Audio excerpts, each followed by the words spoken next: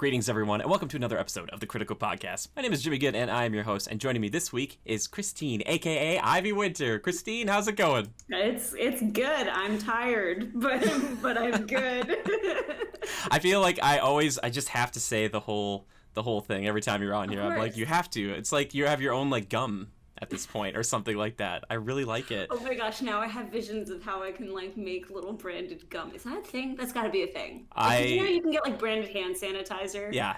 You gotta be able to get branded gum. I think you should be able to get this type of gum. I think you could be able to do it. I think this would be a good t-shirt. Have you not made this t-shirt yet? I haven't made any merch because I'm partially lazy. Oh, that's okay.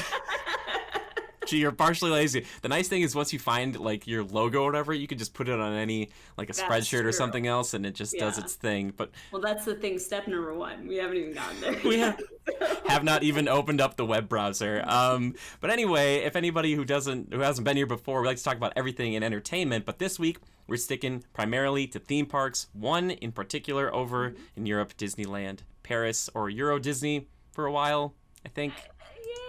And then it was something else, and then it was Euro Disney again. It's very confusing. It's the people there don't even know. But Christine went on a magical trip over there, and we're going to talk to her all about that. But before we do, we just got to know a little bit. We had Christine on the show before, but we got to know where she falls, where her loyalties lie. All right, Christine, I've got a few hard-hitting questions for you first. I'm ready for them. Okay, so first one. Space Mountain in Disneyland or Space Mountain in Disney World? Disney World. Okay. How about Big Thunder Mountain? Disneyland. Why? Because it actually has effects at work. Thank you. That's the right answer. Correct. That's the correct answer. All right. But wait till we talk about Disneyland Paris. Okay, I'm excited. I do have questions about them. That's a good question. All right. Food in Disneyland or Disney World? Disney World.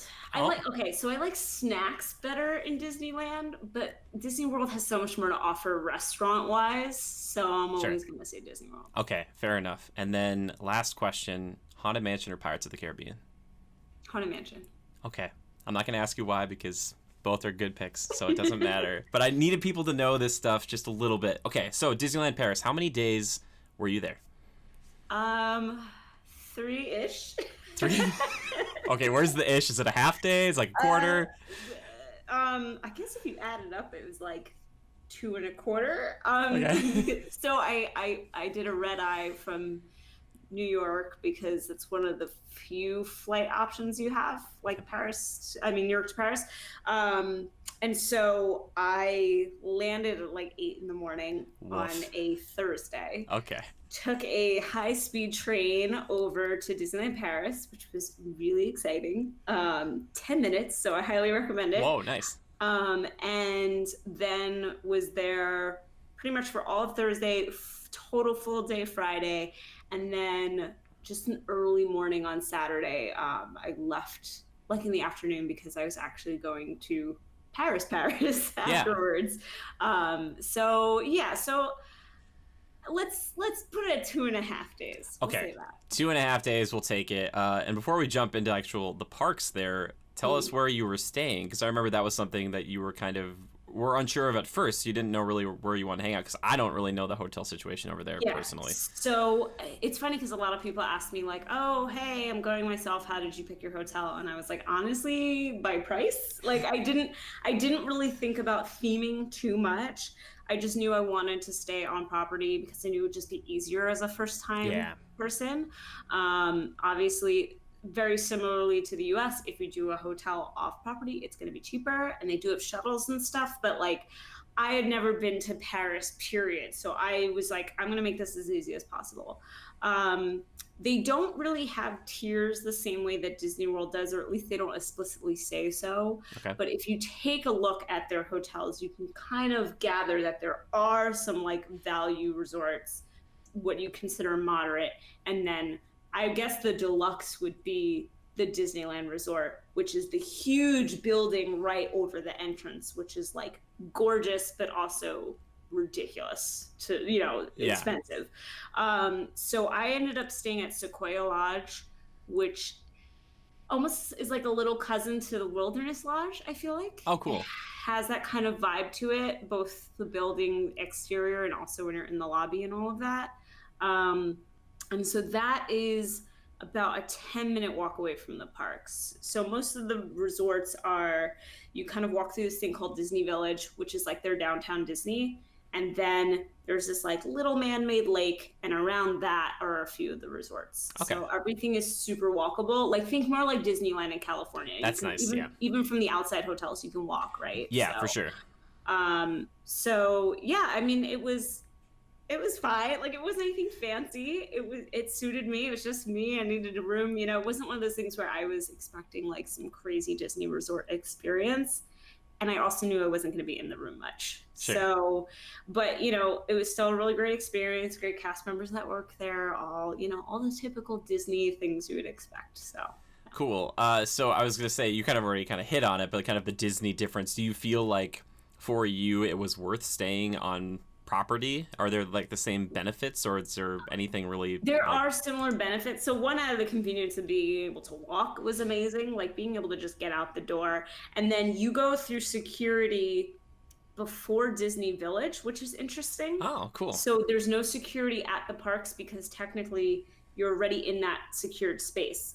So you do the bag check way early on to get into Disney Village, kind of like how Disneyland is, because obviously you need to go through security to get to downtown Disney. And then the walking was just awesome to be able to just do that. But also they do have extra morning hour, or do they call it like extra magic hour? It's slightly different named than what we have here. So same sort of concept, that if you're staying, you get to have the hour extra. What's cool is your room key. So it works a little like Disney World, but no magic bands. Instead, it's just all your room key. So your room key is also your ticket and all of that, and it's all RFID. But on the back, it had my name and it had the resort I was in. So to get in for the extra morning, I just had to flash that to a cast member, and they could see, okay, she's staying at Sequoia Lodge. She's good to go in. In general, I feel like, yeah, I mean, it was basically like having a magic band, except it was an actual card. I found a lot of people were buying like lanyards. They sell lanyards to like hang it around your neck. Gotcha. I just kept it in my wallet, but I could totally see how that would be popular. Like, and they all had different like characters and stuff. Like, so apparently that's the cool way to walk around with your ticket. Yeah, I feel like it's different like in every park, because there's that, I guess, now hearing that in Disneyland Paris, but then like in Japan there's like all these accessories for your stuffed animals. So like it's different weird stuff in each park like that. But it seems like for convenience sake they're doing this. I wonder if they'll ever do magic bands at other parks like that. I mean, it pretty much works exactly the same. So I feel like it works through RFID. I mean, when you walk in, you're just literally tapping your card and getting in. So I don't see why they couldn't actually bring magic bands over. Yeah. It'd be pretty easy. Yeah, for sure. And I think people really enjoy like not having to, like you said, go into their wallets or their purses or whatever. And Disney loves that too, because you're just like, oh, just kind of, beep or whatever. And it's just like, that's money. That's gone. Don't worry about it. Like Disney loves it. Okay. Now we can get into the parks a little bit. And I want you to talk you can speak freely about it. I don't know if you want to start with the good, the bad, like which part you started with. Like, what was it to you, I think, that, like, you come to first when you think about it? It is gorgeous. It is good. Everyone told me it was going to be the most beautiful park, and it 100% is. Okay. And we're talking about Disneyland. Studios, I'll get to. But when you first walk there, there's, like, this huge fountain, and these gazebos on the side, and these winding paths into the entrance. The entrance is basically built into and under the Disneyland Hotel. Dang. So there's this gorgeous building there, and it's just I've never seen anything like that at any of the parks. Just getting into the park was like the most beautiful thing.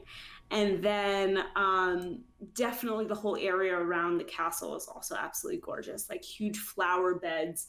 The castle itself is really beautiful. So just a lot of attention to detail and really expansive lands. Like it definitely has, if you compare ride numbers, it has a lot less rides than like Disneyland or Disney World. But what they don't have in rides, they make up in with atmosphere and a lot of like walk-through attractions. Okay. Which are kind of nice because it makes it feel less like I need to run to this line and I need to run to that line to like experience everything. It's very easy to do rides multiple times because there aren't a ton of rides. That's good to know. And then to also feel like, oh, I can do this. Like there was this cool thing in Adventureland that was a walkthrough of Aladdin, basically the whole story of Aladdin. And it was just these windows with these small animatronics recreating scenes from the movie, and all the music is playing, and you're walking through this alley that kind of looks like a Moroccan alleyway. And I just thought, like, this is such a neat use of space and a still fun thing to do without me feeling like I need to wait an hour for a ride to do something fun. Oh, for sure. And they had a lot of stuff like that. They had an Alice in Wonderland hedge maze. What else? They had a lot of stuff in Fantasyland was walkthrough stuff like that. Just like cool, interesting experiences. Their Adventureland itself was very impressive. What was it about? I gotta know what's impressive about Adventureland. So when you walk in the main entrance from the hub, it's clearly Aladdin themed. So, Cool. you know, those sort of big ornate buildings, and that's where that walkthrough experience is. But then you keep going, and then all of a sudden you feel like you're kind of in Animal Kingdom. Oh, cool. And then you keep going, and then you're in what feels a little more like classic Adventureland that we know. Sure. And then you walk a little more, and then you're in this pirate area with all of these crazy caves. Like, think of Tom Sawyer Island caves, but like twice as big. Whoa, seriously? So you can seriously get lost in them and take these different turns and end up in different places. Like at one point I was in, so when you're walking there, you see this like these rocks that look like a skull, you know, classic pirate sort of thing. Yeah. But you can actually go in there. Oh, so cool. At one point I walked up and it was like, oh, going to like Skull Rock. And I was inside of it looking through like the eye holes Dang. at people. And then you can go another way, and there's this crazy bridge that like shakes, so people are like running and jumping on it and stuff. And I mean, I spent time just doing that because I was like, this is just so neat. And That's sure, so eventually it leads to Pirates of the Caribbean. You know, there's a point to where the attractions are, but I just love that Adventureland had so many different assets, and it wasn't just all one sort of design. Like it was cool. It felt like you were going through different areas, but you were in one land. That is so cool. Okay, so was Adventureland then your favorite of the lands, or is this just one that comes to mind first? I think so, because I feel like it had the most going on. Fantasyland is actually pretty neat and a lot bigger, just in terms of like walking around and things to see. I think my second favorite was probably Frontierland, which is so fun to see. Like I'm in Paris, but like Frontierland is a very American Western thing. For sure. So it was fun to kind of see like their take on it. And the way that that's kind of built out, and Big Thunder Mountain sits on its own little island, like in the middle of the water. So it's definitely like the thing your eye goes to. And then Phantom Manor is a frontier mansion, so it's that kind of style. Yeah. And it's absolutely gorgeous. Like I think that I like the outside queue of that better than any haunted mansion I've been to. Yes, and you actually go through the front door. Exactly. You go through the front gates. Which is great. And then you feel like you're actually walking around the outside gardens of this mansion. It just feels more holistic, I feel like. Ooh, that's a great word. Perfect. And then their Discoveryland, which is their Tomorrowland, very Jules Verne, you know, steampunk. Sure. But it's small. When I first saw their Space Mountain, I was like, oh my God, this is the coolest thing I've ever seen. Because I've never looked at photos. Like I kept myself. Oh, really? Cool. Nice. Yeah, I was like, I don't know what to expect.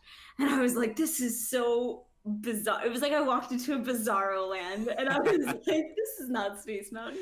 I love it. But so I love the idea of like the design of that, but it is a very small land. So I feel like you kind of just, you make your way through. There's like Star Tours and that, and there is that Nautilus like attraction, but it was closed when I was there. Oh. And then the Orbitron, which is their astro orbiters. Yes. And then that's pretty much it. So there isn't a lot to explore there. I wish there was a little bit more. Sure.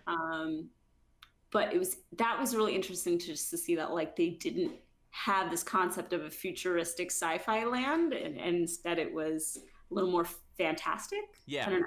yeah. Yeah. Which is, I think that is kind of a nice little switch up, for what we're used to with our Tomorrowlands, Mhm. and calling it Discovery Land. I don't know, but then does it feel weird to have Star Wars be part of that? A little bit. Like it feels weird to have a Space Mountain be part of that because Yeah, I feel like you think more of a sci-fi. I mean, obviously Jules Vernon is a type of sci-fi, but it's not what you normally think of. yeah, Like with this exactly. It's only sci-fi. like a semi steampunk, and from what I've seen, Right. especially with like Tokyo Disney Sea, I feel like that fits in a more natural way. Hmm. With that stuff. I don't know if you've seen some of that, Yeah. but Yeah. that I feel like that fits in a little bit. But yeah, it is very like it's a very gold land or very bronze land, Hmm. isn't it? And it's not like Yeah. we're used to like the whites and the blues and Yeah. stuff like not to that kind of garish extent. It's almost like Hmm. looking at Mission Breakout for the first time, and you're like, what am I looking at? Like, there's a lot That's going on there. exactly what it was. And then I realized that the launch part is on the outside. So you can actually see the trains launching That's so along, cool. and that like blew my mind because I was like, I have no idea what I'm in for right You're now, but like, this seems it's a reverse Summit Plummet situation. You're like they're loading yeah. people in and they're shooting them off in a cannon. Yeah. That is great. Okay, you didn't talk about Fantasyland though much. Fantasyland, how do you feel about it? So I spent some time there. Like I said, I skipped some of the rides because they were exact duplicates. And in typical fashion, Peter Pan was like an 80-minute Why wait. everywhere it's that? Oh my gosh. I think it's just the load, like Yeah, the it way they is. load Yeah. it. Um, Small World was closed, so that would have been like the big thing that I would have wanted to Yeah. do. And I was really bummed because everyone tells me how great theirs is. Other than that, they had, Snow White, Pinocchio, but all in French. But it was Uh, it was a cool. It was definitely feels more spread out. All of the park feels more open, so you sure. feel like a little less on top of each other. Like the walkways. I mean, Main Street and the hub is like huge. Like I Yeah. couldn't get over how big and wide a lot of the space is around the castle, and then even when you like first walk in. Um, and then Fantasyland's the same way. I feel like the one thing I spent the most time in, which I guess you could argue is not really Fantasyland per se, was in the actual castle. Cool. Because there's so much to explore there. You can go up into it and see these statues and stained glass windows that are all the story of Sleeping Beauty. Cool. And then you can go underneath and see the animatronic dragon. And like, So cool. it just feels like there's a lot more story to the castle rather than just being like a thing that you see and take photos of. Yeah. And you can actually walk out on the parapets. So I was like Oh, up there cool. looking at people like in Fantasyland. It was really neat. So So you felt like a queen, is what you're trying to say. You're looking a down little on bit, everyone. yeah. You're like, yep, and I've got a pet dragon in the basement. Don't even worry about it. Did you like the dragon? Oh, it was awesome. Yeah, The first time I saw it, it was very busy. So, sure. there's a ton of people down there, a ton of kids, people, with their flash photography. Yeah, oh, for sure. um, Yep. so I made a point the morning before I left to go as soon as they opened it so I could see it in a little bit more of a quieter Smart. space and like really enjoy it. But it's incredibly impressive. Like I didn't realize how big it was. Yeah. Like because its tail kind of goes and wraps around part of the area and Oh, yeah. hangs down, Okay. and then that moves, and then it reacts in different ways, and obviously at some point fully wakes up and roars and all of that. But yeah, it was just such a neat little like just something extra, Yeah, that for was sure. adorable. I wish Disney would do more of that, and I know they talked about like with Beastly Kingdom doing like a walk-through Alice in Wonderland maze that leads to Mhm. like a unicorn like this. So I wonder if in future they would think about doing that, because even Yeah. I love that it's not necessarily tied to Sleeping Beauty. Like they kind of have like the Maleficent sign nearby, but it's not Mhm. Maleficent. You're not looking at No. Maleficent, and it's kind of Yeah. like chained up down there. So I feel like there's a story or something, or I don't know Yeah. what's going on down Gonna there. have to Wikipedia that afterwards. I'm I, sure someone knows the story there out there. has to be a story, right? And their castle. What do you think of it compared to the other ones? Oh, it's beautiful. I mean, Yeah. it's not as big as Cinderella's castle by any means, but it's definitely got its own unique sort of architecture. I couldn't stop taking photos of it. Like it, I feel like I take photos of Cinderella Castle, and maybe it's also because I've seen it so much. Sure, yeah. So it's not the same. Yeah. But I just couldn't stop taking photos of all the different details of it. Yeah. And I totally got emotional when I saw it, which is something, again, that with seeing Cinderella's Castle and even Disneyland Sleeping Beauty Castle a few times now, I don't really get that. It's more, I see Cinderella's Castle, I think, oh, I feel like I'm home, you know, I feel like for sure. But that was seeing something so different for the first time. I was like, oh my God, I'm getting like the feels that I got when I was really little, you know, like seeing the castle. Yeah, it's I couldn't get over how beautiful it is, and it's partly the castle and it's partly its surroundings, you know. Yeah, so. Yeah, for sure. I still like when I see Cinderella's Castle, I'm just like, I'm just like, like, or when I show it to people for the first time, because you're like walking down just like the United States street or whatever, you know, like Main Street. You're just like, this is like a typical street in America, and then you're like, and there's a castle over there, and it's huge, but. The problem I have is like I love Disneyland so much. And I know they'll probably never change that castle. I know they just refurbed it, but I'm like it's just so cute. But it's like I want it to be more. But I started with Disney World, so I'm used to having it be like towering, like you can't miss it. It's like you look anywhere in the park and you're like, there's the castle. Yeah, like at Disneyland, you're like, I'm looking at it and I still don't like. It's cute. I will say the refurb is really nice. Okay, like, good. It looks really nice in person. It's shiny, right? Yeah, I feel like it definitely needed it. Yeah, and I felt behind Scrim for a little while. It's like, oh, now that it's out, it does look, from the pictures I've seen, I haven't seen it in person, but I'm happy that they did that. And plus that Sleeping Beauty walkthrough attraction, I'm surprised they don't have that, something similar to it over in Disneyland Paris. Me too. Yeah, I mean, it's just that just the way that they put, I feel like they just put more thought into the castle in Disneyland Paris. And to be fair, it came so much later, so they had the ability to. But it made me now want something like come on, let's just put a dragon under Cinderella. Or make it something different, make it something unique, tie it to Cinderella. I don't know, but sure, that would be amazing. I'm totally with you. Before we move over to the studios, I feel like we need to stick here with Disneyland for a second because I want to talk about the attractions specifically. We did briefly kind of talk about Pirates, but from what I know, this Pirates is kind of backwards. Yes. How do you feel about this Pirates of the Caribbean? So a lot of people argue that this is the best one. Oh, really? It is definitely really impressive.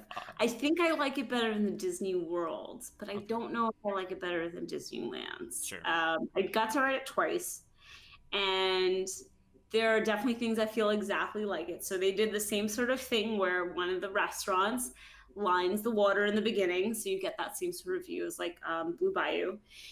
But then, to your point, it is a bit backwards. So you actually get a little glimpse of the ship scene, the big ship scene, ahead of time. Oh, you kind of see it out in the distance, that's and so you're cool. like, oh, that's a cool little teaser. And then you go through the dog scene. Comes first, and not only is that happening, but there's also like 3 other animatronics talking in French during the scene. So I assume like once in a while they would say something in English, and it was something like I don't know, they were basically telling the other guys like what to do to like grab the key. And I was like, oh, that's so weird that they actually have dialogue here. It's not just like implied, right? Then you keep going. You do have a couple of drops. They are not close to each other, though. Like in Disneyland, I feel like they kind of happen quite close to each other. They're more spread out in the ride. And then you go through the big ship scene. You go through, the typical scene, but it's so much cooler. The whole thing of like the town pillaging, because they have these like crazy like fire projection things happening. Cool. It's very orange. It's very brightly orange. And then you go through the area with like in the caves with the quieter overture music that you would expect to happen in the beginning. Yeah. So you're right, it is a bit backwards. And it kind of threw me at first because I was like, I don't know what is going on right now. They also have this really amazing animatronic. Is it of Davy Jones? I think it's Davy Jones. It's Barbossa, right? Or is it Barbossa? I think so. Yes, it's Barbossa. You're right. I'm a huge Barbossa fan. Truest pirate. He is a super impressive animatronic, but you pass it way too fast. Yeah, that's too bad. Yeah, because like he like swings at the ship And you're just like, whoa, that very Yeti kind of vibe when it worked. At least I'll say, at least he's moving. He's moving. But you experience it really fast. And then that, remember that talking skull that has the weird photo? Yes. Disney World? That's at the end, and it just tells you to stay seated when you're gonna get off. You're like, okay, so we've come back through the scary skeleton cave, and there's one skeleton there that's like, please remain seated. I didn't remain seated, and He's look at like me now. super sarcastic and like about not standing up before you pull into the thing. And then there is a photo at a much better location, which is on an actual drop. Okay, I was gonna say, tell me it's right there at the end where he's just like, please stay in the boat, and please smile for the picture. Everyone's just like, that's the photo. No, it's actually a good photo location. Okay. They could take a note on that. So it sounds like you like this one, but it's not Disneyland levels. I don't know. I guess because it was so different is why I was like sort of hesitant on it. But it does feel much longer, and some of the scenes do feel. I mean, you do also have Jack Sparrow at the end and all of that.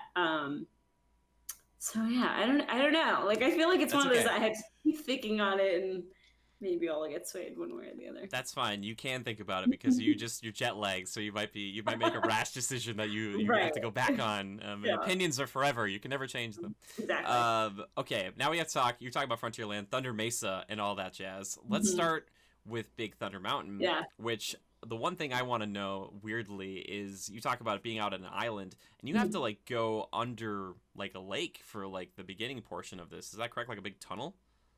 Yes. Was that weird? No, because you don't see anything. Okay, so it's just You're darkness. in complete darkness, Oh my which gosh. is a brilliant way for them to do it because you have no idea. It just happens. You're just transferred over to the mountain, and you're going real fast, Cool. like right at the beginning and at the end when they bring you back. It's like probably the fastest part of the ride. High-speed train. Complete pitch darkness. Everyone's just like screaming, and then you go up a lift that's more themed, and then you're out on the island. Okay. So yeah, that was really because I was wondering like, how are they going to do this and make it convincing? And they just put you in the dark and shoot you out there. Perfect. So they do it. Disney magic. Right. I mean, that Big Thunder blows both Big Thunders here away. Whoa, Completely. yes. 100%. Why? One, I'm pretty sure it's a longer ride. At least it felt longer. I also rode this. No, I rode this 3 times. That's how much I loved it. Yeah. I got obsessed with it. So it feels a bit longer. It's got a lot more going for it. It definitely has like some of the similar effects as Disneyland. They do have the whole thing where the dynamite happens and all of that. And I mean, just where it is centrally located in the water, you get these absolutely gorgeous views of the park. Oh, cool. Like that you definitely get views when you're on the other Big Thunders, but like the way this is done, I feel like it's so much better. You get this when you make this turn, you get this amazing view of all of Phantom Manor, and like it's just so that was really cool. I don't know, in general it just feels like it feels like a little more of a thrill ride even than some of our Big Thunders. So yeah, I waited in line the first time because everyone said it was worth it. I waited, I guess, 50 minutes, which was my longest wait in the whole trip. And then was like, okay, I got to get to it ASAP when I do early morning magic. So I did and got on in 10 minutes. Whoa. And then right after I got off was like, fast pass in an hour? Sure. Yeah. And I was like, doing it booked. again. So it was actually my last ride of the whole trip before I left. Oh, cool. It was unbelievable. Like I wish I could just take it and drop it into Disney World. It was so good. That's so cool. Okay, so let me ask you this: how many lift hills are in it besides the first one? Because I know one of my gripes with Thunder Mountain, especially the one in Disney World, there's the 3 big long ones, and it feels like every time it's about to get really good, it's like we're doing another lift hill, and you're like, all right. You know. I want to say there's also 3. But I feel like the time between them is longer. Like you actually do get more ride time. And then when you're also including the crazy fast thing in the beginning and at the end, it's just, like I said, it just feels like more of a thrill ride than I think the other 2 do, you know? Okay, yeah. Did they take a picture of you on this one? They do. I don't remember quite where it was. Though of course there was plenty of people who knew and were doing For poses and sure. stuff. It's kind of like on a turn. It isn't on like any major drop or anything, but it's definitely at like a good part of the ride. Yeah. So not the tunnel. No. That'd be so great at the end, just Camera's darkness. faces would just probably be you'd just be like flashing in your face. Yeah, I don't think that'd be very good. That's why I'm not in charge of where they put the cameras, because it'd be there and then on Pirates with the skull face. Like at the Yeah. end, they'd just be like, all right, je ne sais pas, or whatever you say in French. But okay, so you loved Big Thunder Mountain. Now the one that like everybody talks about, and the one I think that's just exponentially grown in popularity, not only just Haunted Mansion in general, but Phantom Manor, because this Haunted Mansion, different in almost every respect comparatively to its peers.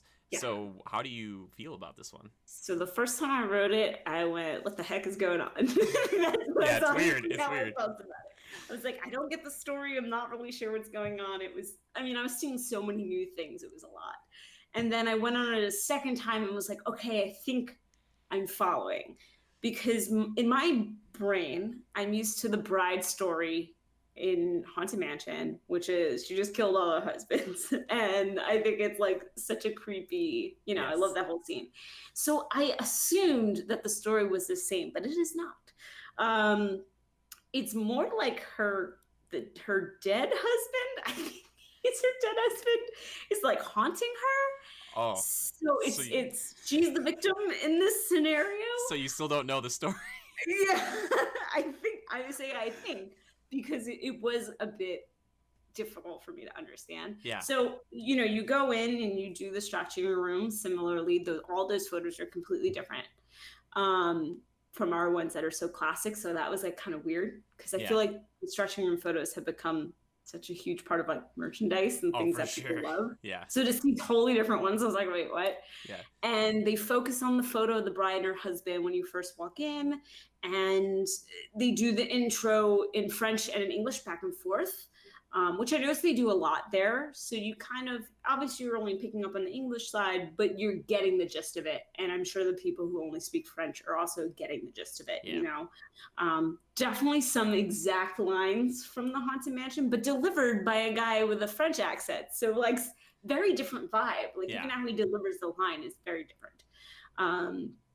And then getting on the ride is very similar to the Disneyland one. And then you see the bride in the beginning, and she's kind of looking out a window, so you don't see her face. And that's really, really neat. I also, this is going to be the smallest weird thing. I got really thrown because I didn't know I had to pull down the lap bar. No, that's not You a know what weird I'm talking thing. about, I know right? exactly what you're talking about. Wait, you have to pull it down? What? You have to pull it down. Whoa, that's weird. I was That's weird. sitting there just waiting for him to be like, I will pull it down for you. Yeah. No, that didn't happen. And the cast member was like, can you pull down your thing? And I was like, oh. Geez, the safety over here in Paris, man. They gotta fix this. That's a problem. And then you go through, gosh, I can't remember the whole sequence because they only did it a couple of times, but you do have the never-ending hallway. Mhm. You do have the scene with all the doors and the whole "let me out" thing, though that's happening behind a door, not in a coffin, which is Sure. interesting. Okay. And then you have all these scenes of this bride with this skeleton dude in a top hat. It's her husband. It's her dead husband. But I can't tell if he's dead or if he was just like a demon or something. And she's just crying. She's just crying through like the entire ride. And I'm like, whoa, this is very different from our version. And then you go out the attic as is typical and going downwards. And I'm like, oh, grim, grim ghosts. And now we are in a haunted Western town. Mm-hmm. And that blew my mind. Because I was like, I don't understand what is happening at all, but this is fantastic. Yes. So you get the singing busts in the beginning. They were like the first thing you see. Which is kind of weird. It is a little weird. And then you're going through like just these ghosts haunting this like town and the saloon, and it's really, really neat. I know there's like one point where you turn and there's like some store proprietor, and his voice is the original ghost host. That's cool. It's like literally using the same lines, and I was like, oh my God, this is our ghost host. You do have a Madame Leota scene earlier with the the seance, ball. yeah. She says very different things there too. And the ballroom scene is like the wedding, I'm pretty sure. Okay. Slightly different as Mm-hmm. well. You don't have a Madame Leota at the end, but when you were walking out, you do hear the hurry back. It's just like creepily behind these bars. Like you don't see Sure. anything, it's just Okay. like in the distance. And I was like, oh, it's an odd choice. And then when you walk out, it's like you're walking into the garden, and then that's where like all the graveyards are. Okay. Apparently, the graves tell the story. Like someone was explaining to, and I was reading them, but they were like, that's where most of the story is in it's her family, and I guess explains more of the connections. Yeah. But the first time I wrote it, I was just like, this is wild, and I have no idea what's going on. Yes. So I mean, I enjoyed it, but I don't think I thought I was going to go on and be like, oh, this is the best thing ever, but I think I still really enjoy our Haunted Mansion more. Okay. So you like, and this is the one in Walt Disney World. Yes. Okay. Yeah. I just want to make sure, because like some people be like, our when we say our, you know, Disneyland, some people go right to, even though Disneyland, you should be able to go through that front door. It's always bothered me. I don't know what it is about front doors, but at least Phantom Manor, you get to go through the front door, because it's just like, you walk past it and it's like, what the heck? Yeah. Quick thing, because I actually researched this because I was like, I don't know when I'm going to get to Paris, but so the little story, and they actually just they put out like a little video for this recently too, and they just added some more of the lore, but apparently, I think it's Ravenswood is the name of this family, yes. And this is the guy who owns like Thunder Mesa or whatever, and his daughter kept trying to get married, but her suitors kept dying. And then she fell in love with one of the miners down where Big Thunder is. And before they got married, and you see it in the stretching room, the dad comes, I don't know if he's dead or comes back from the dead, and he kills her husband. So her husband's hanging up there, and her dad is looking down at you. He's the demon. He's the one who's trying to keep her apart. I know. It, like during the ride, you're like, who is this guy? He's like laughing. He dug another grave for you. Like he's trying to kill. He like doesn't. And yeah. And he shows up in multiple forms, because like sometimes he's a skeleton, sometimes he's like there's like flesh on him and stuff. I don't know. And she's like trying to like, you know, move on with her life, but she dies in the process, I think. But she's like trying to help you, because she's like, you got to leave, you got to get out of here. I got that vibe of like her. I think she almost like sacrifices herself so that you can leave. Yeah. But man, I did not know that was her dad. Yeah, I know. It's hard to see, because like even in the stretching room, like you look up and there's like these eyes shining down, but it's like there's another man being hung, and the like Lord Ravenwood is like the guy who pushed him, and he's like, ha, like on their wedding day, like they can't get married now because he's dead, because I killed him. And it's like, then there's like a big earthquake, and that's where like everybody died and came back, so that's why like Big Thunder Mesa is like all dead people now or something. Like, I know, it's weird. It's really weird, and I could be wrong about this from what my research has told me. Funny to hear that after experiencing it, because it's just like, wow, that all went right over my head. It's okay. Like, I the first time I saw it too, I was like, this doesn't make any sense. I'm like, what are they even doing? So yeah, but so I think that's more of the story. It's still really weird. Like, it's the one in Disney World is much easier to follow, because it's just like you're like, oh. Yeah, it's like you just want to do a house where some lady kept killing her husbands, and like, why are you here? You probably shouldn't be, but you're here, and now you're leaving. So, and you might die. Did you ever prescribe to the theory that in Haunted Mansion you die at the end when you fall out of the attic and the grave? Yeah. I only heard about that like about a couple years ago. Yeah, me too. I never thought of it that way. I never did either. I don't know. Who's pushing you out? Like, I don't know. I don't know either. You get scared of the bride or whatever and jump. I don't know. And if I died, why would I be worried then about hitchhiking ghosts? True that. That's very true. Debunked. We got it. We got you, theorists. Take that. You get out of here. That I just feel bad for that gravekeeper who's just like, he's just terrified out there with his dog. Yeah. I do want a Hatbox Ghost though for Disney World, because now the scariest part of that ride to me has always been when you're like, no, I'm sorry. It's right when you're leaving the ballroom scene going into the attic. There's just darkness there. That's not where the Hatbox Ghost is at Disneyland, but like that, just pure darkness in that ride. I'm like, I don't like. You want to get rid of that? I just want a Hatbox Ghost somewhere. You know what I mean? Like, I think he's cool. People want him. Yeah, I know they put him in like some of the pictures, because now Haunted Mansion has pictures too. Like, they're gonna put him on Small World next. You know, I just feel like there's gonna put like pictures for every ride. You're like in the loading queue for Peter Pan, like picture. But yeah, so okay, you're still Walt Disney World, not Phantom Manor. Yeah, well, yeah. I love the outside of it though. Yeah, Like I it's love the cool. queue. I love the design. I think that is better than what we have. But for the ride itself, um, I definitely like Haunted Mansion more. Okay. Now we got to jump over because no Splash Mountain, Hyperspace Mountain though. Was Hyperspace Mountain going at the time? Yes. Okay. Yeah. I mean, I think for them, it's almost like perpetually that now. Oh. I don't know if I don't, honestly, I don't think that they've changed off of hyperspace for a couple of years now.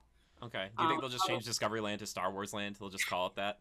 Maybe. I mean, Star Tours. Yeah. First, going back to the point that you said, no Splash Mountain was so bizarre to me. Like That's I so couldn't weird. get over that there wasn't one there. Also, really weird to me that the first land you go into from the left is Frontierland, not Adventureland. That is really strange. That was throwing me off. I don't like that. Hyperspace Mountain also wins Best Space Mountain. What? Space Thunder, Space Mountain in Disneyland Paris need to just be duplicated in America because they're both unbelievable. Also rode that 3 times. Cool. I did not know what to expect, though Rob accidentally spoiled it for me at D23. So I had no idea it went upside down. Okay, yep. And then Rob was like, we were just having a conversation. He was like, yeah, and everyone says it's the best, because it goes upside down. And I go, what? And he was like, you didn't know that? I was like, no. And he was like, oh my God. He was like, well, I'm sure the rest will still be a surprise. Thanks, Rob. But yes, I didn't know what to expect. The first time I rode it was single rider, so I didn't get to do the queue. The next 2 times I did the queue, which was fine. Like I think ours in Disney World is still much better. It's also weird because it's like Star Wars, like it's like Disneyland where they had the videos and it's like Star Wars-y. Yeah. But then you get into this room before you load that was clearly from the original Space Mountain that is very Jules Verne-esque. Yes. And then you're like, this doesn't fit. Like it's just really weird that they decided to not do anything with that room. And then the car is neat. It's a really, real cool looking vehicle. And you get on and the music is in the vehicle, like Rock and Roller Coaster. Yes. Cool. And so you first go into this quick turn, you go up, you kind of click in, and that's when you're like, oh crap, they're gonna launch me, because you know that click. They're saying a bunch of stuff in French, could not repeat to you what was being said. That's amazing. Something about a mission that we're about to do. They launch you through that tunnel that you can see outside. But then what's interesting about the ride is there actually are a couple moments where it slows down. Whoa. Which makes it really neat because it kind of slows and shows some projections of like ships and what's happening. And then it goes quickly into the ride. And then you have another moment where a Star Destroyer pops up and then you slow down there too. So it's like actually really cool how they kind of have like storytelling within that, because it's a big moment where you're hearing the music and the Star Destroyer and you're just like, oh crap, and your whole vehicle slows down before taking off again. There's a loop, there's definitely a corkscrew, and then there's a turn that is so tight it almost feels like you're about to go upside down again. Oh really? I wasn't sure if I did the first time, and then the second time I realized no, but we're just at such an angle that it almost feels like you're going to do it again. I mean, it is. I love it more than Rock and Roller Coaster. Oh yes, I love it. It is unbelievably good, and of course you add Star Wars onto it, and then you got the music and the feels. And Yoda telling me, "May the Force be with you," but in French. It was weird. I didn't know the translation. It's just hearing him say it in the way that is said. I just automatically knew, oh, that's what he's saying. Oh, really? It's really weird how like that's just in your head because it's so ingrained. Oh man, it was just every single time I wrote it was just like unbelievable, and everyone was just like, the one that had the most energy was actually the one at like 8:30 in the morning, because everybody went right there to like ride it. Yeah. Everyone was just so pumped and like excited, and people were like woo-hooing when this theme came on, and like it was like this energy that was like so cool. And it also does have a photo, I think during the launch, I want to say that's where they do it. Okay. Is in the beginning. Um, oh, I couldn't get over it. Every time I got off that ride, I just had the biggest smile on my face. That's cool. I'm glad to hear that. So basically, what you're saying is that this ride not only taught you French, but it also might even be like a little taste of maybe like the style you said, slowing down and stuff. I feel like that's kind of maybe what they'll try to do with Guardians over in Epcot, like Yeah, with yeah, Cosmic Rewind, maybe just where it's kind of like it slows down and you can kind of see something and then they kind of I- take off with yeah. it. Which I think that was nice because one of the things that in Hyperspace Mountain in Disneyland that I did have a little bit of a problem with is just how fast that you're going, and with all the projections, it's kind of hard to tell everything that's happening. Yeah, So having those moments, and I mean, don't get me wrong, when you're going upside down, you're like, what the heck's happening? yeah, But having those moments where there's a slowdown and a music change and all of that, like I said, you don't need to know language to understand the story that they're like trying to tell. yeah. Yeah, so that was, I don't know which one I like more, Big Thunder or Hyperspace Mountain there. Like Oh, it's very close race because they're two very different experiences. yeah. Um, but 100%, I mean, I did them both 3 times. Like it was just like I couldn't get enough. That's Like so I cool. could have written them 3 more times each. So I would have been right there with you. I'd have been like, let's go again. Let's go right now. It's going to make me sick. Let's do it right now. Was there anything else, though, in Disneyland? I mean, like you said, there's only the 2 mountains. I'm trying to think, is there anything else that we missed? You said you didn't really do too much in Fantasyland because those rides we talked about before we even started, kind of the same, it seems like, that we get over here with Snow White and Pinocchio, right? and Snow White, Pinocchio, Peter Pan with its crazy long line, Yeah. Carousel, yeah, all the stuff that we typically have here. Small World was closed, so that was a bummer. I didn't get to do that, but and yeah, I'm trying to like hop around to each land, and Star Tours is the other one I didn't get to do. Yeah, I mean, surprisingly, like I said, there aren't a ton of big rides, but it kind of makes it nice because then I was able to repeat things with Yeah. my time, and able to slow down and explore the caves and like all of that stuff. That's so So cool. I almost enjoyed that I had less because Yeah. I feel like at Disney World, I'm like, oh my God, there's so many rides and I want to do so many and I need to try to jam them all in. And you don't feel that sort of pressure when you're there. So, Yeah, well, you can kind of explore a little bit more, which I feel like in some respects was kind of a design of the original Disneyland, just to be like, oh yeah, yeah, we have attractions, but also like go look and go explore and have an right. adventure of your own that's not completely scripted. Mhm. And that's cool that that's still a big kind of prominent part over there. I gotta ask though, is Dumbo over there? Yes, Okay, of course. I figured that they did that. I just want to make sure. That's like right in the middle of Yeah. Fantasyland. It's like very open in the middle there. Yeah, I figured. Okay, so now moving on to your favorite park, the studios, and tell us, can you say in like 10 words or less why you love it more than Disneyland Paris?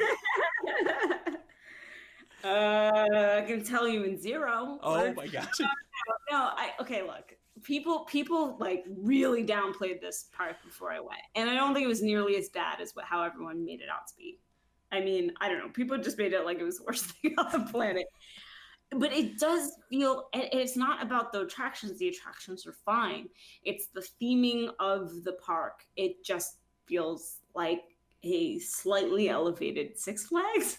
Oh, I that's hate to rough. say it, or like it's trying to be like Universal Studios, but it's not quite there. Yeah. It's like that sort of vibe of like you're in a studio space, and it's definitely trying to do that, but I don't feel like it was strong enough. Yeah.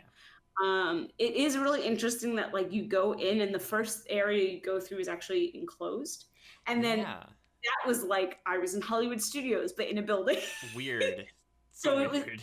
like the Brown Derby, which was a quick service place, So and the weird. Five and Dime was another store. And so I was having these weird, like, oh my God, You're in we're the at Twilight Zone, Christine. Like, Hollywood Studios meets California Adventure, but not. yeah. Oh, ugh. It was, it was cool. Like theming wise, it was cool. But then you walk out of there, and then it's just this vibe of like these big studio buildings, but there's not much to look at. The partner statue is there, which I just feel like that thing deserves to be in Disneyland, man. Like, Yeah. bring it over to Disneyland. It For should sure. not be in that park. Yeah. That was a weird thing when I did walk into Disneyland. I was like, where is the partner statue?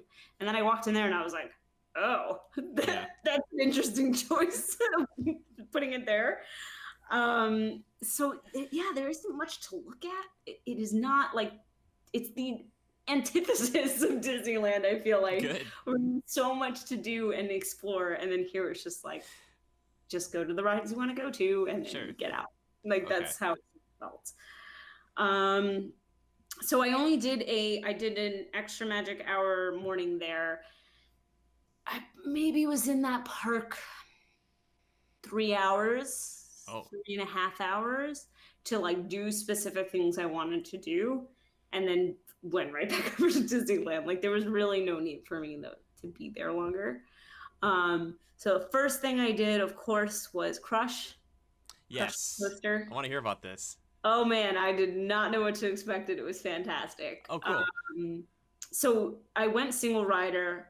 The park had only been open for maybe 30 minutes. I was running a little slow that morning, and they said it was already 50-minute wait for single rider. And I was like, well, I guess I'm doing this. Like, I gotta do it. It's only gonna get worse as the day goes on.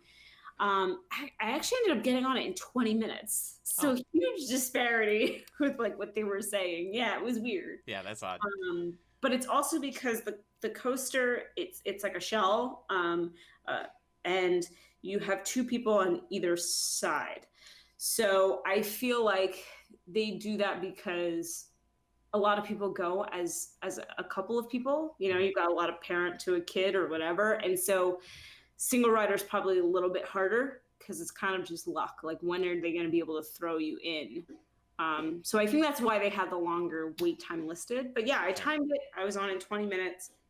Didn't know what to expect at all. I knew it was in the dark. Like, people told me that. And I was like, okay, cool.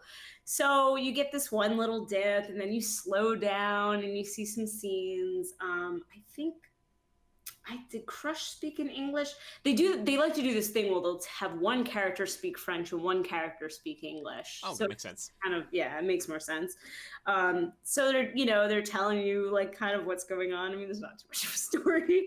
And then you go a little faster and you go into another scene, and I'm thinking, oh, this is what this is like. Yeah. It's going to be like, oh, fast and then a scene, fast and then a scene. Nope. Because all of a sudden you get into the coaster part. Oh, okay. And it is a coaster. And I did not expect that at all. And it is done by gravity. So you're in seats facing away from each other. And I was actually loaded in the back. So I was experiencing a lot of stuff backwards. And then it also spins based on weight. So yeah, so every time you would hit certain turns, you would spin in different ways. It was super intense, and like in a way that I've just never felt that sort of experience before, like going on certain dips and being like sideways, Yeah. not used to your body being in that orientation. I think that's why I felt intense. Yeah. And I was, that like totally threw me for a loop, because the way they set it up, I just thought like, oh, this is going to be some cutesy coaster. And it was actually like a legit coaster. It was fantastic. I would have loved to do it again, but it just has a crazy line all day. Like, if you can just hit it in the morning, there's no fast pass for it, which is really bizarre. And then the whole day, it's just like 80 to 90 minutes, and it just like never goes down. So I wished I could have, but I had to just do with the one ride. But sure. Was it nausea-inducing, do you think? I have a really high tolerance for that kind of stuff, so I don't want to say that my experience would be for everyone. I could definitely see how someone could be disoriented, though. I don't know if it would be nausea-inducing, but I could see with the way that you're spinning, and it feeling like it's not really predictable, could definitely make someone like disoriented. Yeah. But that was fun. I was like, okay, let's just get rid of Turtle Talk and Crush. Just put it right in there somewhere. Just move around like the crazy giant aquarium. I guess the other question I have is, did you have to put on your own safety restraints? Like, I mean, did you have to like, or like, oh, you should probably put that on like Haunted Mansion. You're like, I have to pull this down. Or like, you did. can't even remember what the safety. They come this way, and they have Okay. these that you can hold on to in the front. Oh, okay. Yeah, it's a very interesting vehicle setup, but Okay. it's for a bit of a slow load, which Okay. I think is why the line is pretty long. That makes sense. Can't really speak to the queue because like their single rider goes like literally right there. Like you don't Shoot. really get a lot of any sort of design for the single rider lines. Okay. That makes sense. Then after that, I diverted to the Ratatouille ride, which I was woefully disappointed in. Oh, whoa, really? Yeah, that was my biggest disappointment, I think, of the whole Oh my trip. goodness. People go on and on about that one. So tell us why. Tell me why. Um, well, I walked on, which was great. And then I will say that the trackless ride, I've never experienced it before. So for me, I was just geeking out about that. Like loading and then how all our vehicles sort of like came together and lined up in certain ways. And I was like, this is neat. You put on 3D glasses because you've got 3D images that you're going through. It was just boring. Like, it was just a boring ride. Fair enough.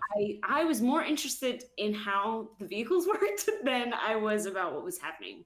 Um, it just, I don't know, something about it missed the mark. There were supposed to be scenes where you're kind of like running along behind Remy, but you didn't feel that movement. Do you know what I Sure. mean? Yeah, I know what you mean. Just on a screen. Mhm. So you're sitting still, Mhm.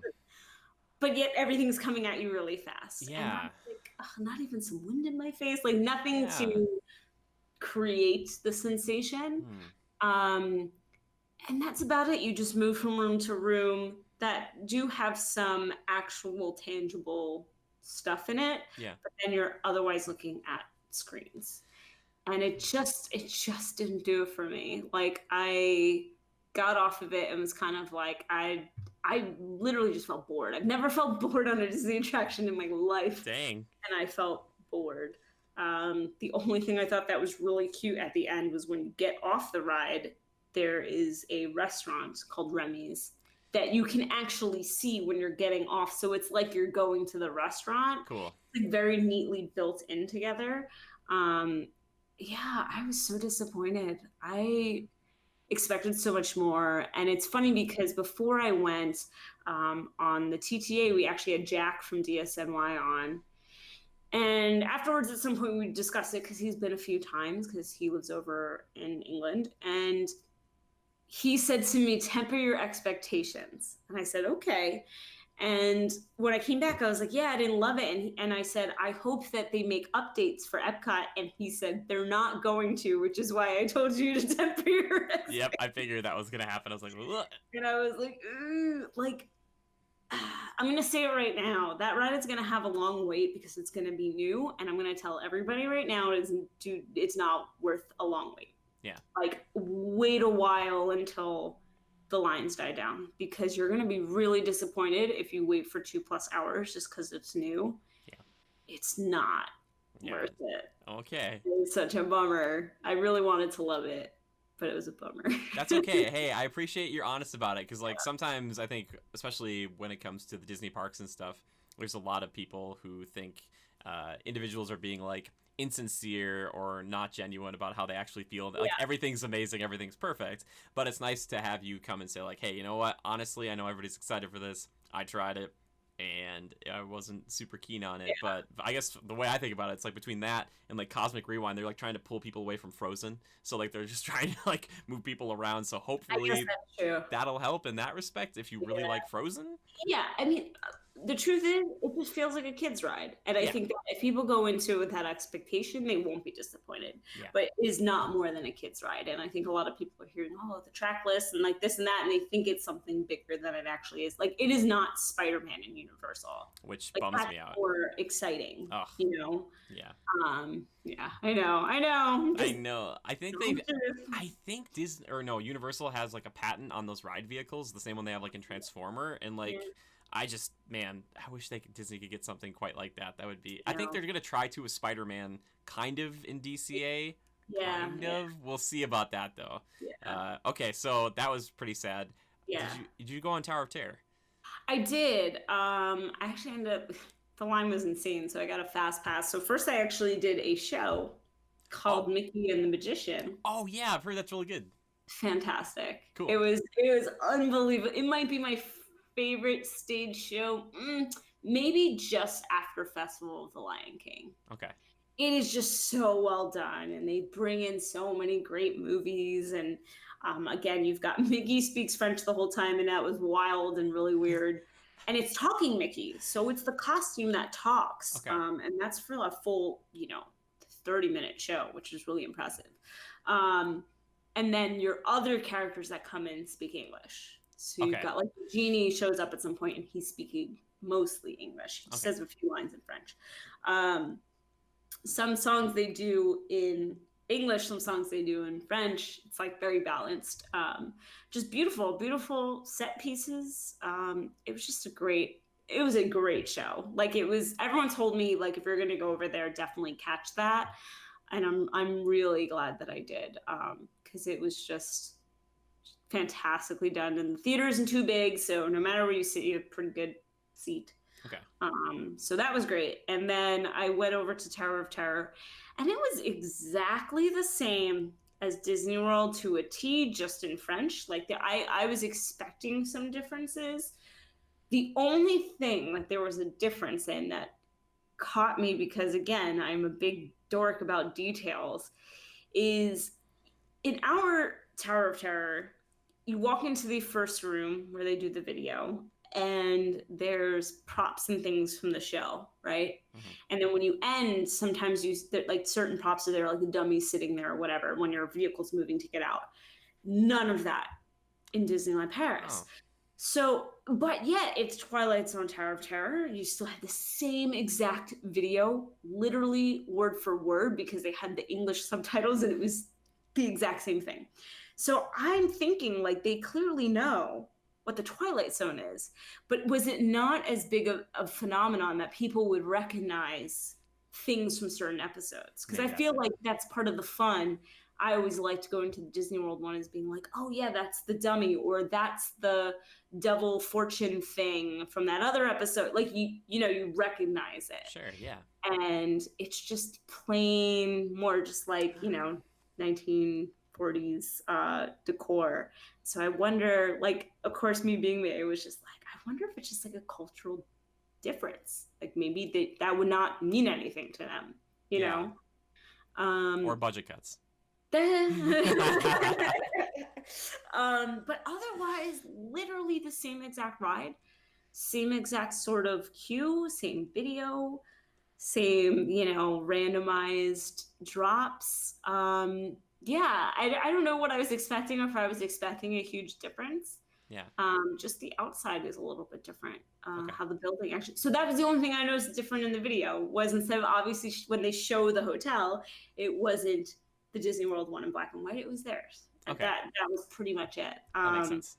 So I mean, being Tower of Terror still got 2 thumbs up for me, but it's not. There's nothing about it that's different. So I feel like if someone was going there and you were limited on time, I'd probably skip it just because you've had that experience before. It's like exactly the same thing. Yeah. And then I'm pretty sure I left after that. There was a backstage tour, and I was like, is this the one from Hollywood Studios? I almost did it. It is. And then I was like, no. Yeah, I actually watched a video about that, which you know her, but Jackie, super enthused. Yeah. She just was over there too, and she showed that, and they did the whole like the canyon sequence, which is very much like the subway sequence in the Universal Tram Tour. And I was like, okay, that would be cool to see, and it's leaving soon. But at the same time, I don't know, I saw it a lot when I was younger. So. Yeah, that's how I felt. Like I was like, I don't need to do this. Yeah, we missed each other by literally a day. Like she left Disneyland Paris. And what's so funny is the last time I was in Disney World, we were supposed to meet up, and then she had work, so she couldn't. And then now we're in a totally different country, and we like just bypassed each other. So we keep laughing how we're just like we're always around each other, but we're it's too much enthusiasm in one place. It would break people's brains. Honestly, sometimes like Rob is even like, oh, she has so much energy. He was like, the two of you together, I'd be worried. So there you go. Maybe I would be psyched. I want to experience Disney World with both of you there because I'll just be like, this is great. I'm a vibe vampire though, so I like feed off the good vibes. I'm like, this is good. This is happy times. Rob just like, nope. Yeah. So I'm trying to think what else. Oh, I walked through their Toy Story Land. Oh, it's really cute, isn't it? Or quaint. Well, it's the first one, so it was cool to like see it and be like, oh, I get where our Toy Story Land came from. A lot of the same, things, the giant Scrabble pieces and all of that. Definitely more of a straight kids vibe. It's the kiddie rides. Though I will say the RC Racer thing. Actually, any ride that does that whole thing. Yeah, intense. Got some thrill there. Yeah. But otherwise, yeah, it was kids rides. They have a Slinky Dog ride that's just one of those like circular. What's the wait time on that Slinky Dog? I actually don't remember, but okay. I think it was like under 30 minutes. You should have been like, hopping on Slinky Dog here in like 15 minutes. Check it out. Like you're on there, you're like, oh, look at this. Yeah. It's amazing. It kind of looks a little bit like Bugs Land used to. Yes. Kind of like the size and the general vibe of it. And then it was also really funny because they have like a parachute drop, which is like a kid's drop ride. Sure. But behind it is Tower of Terror.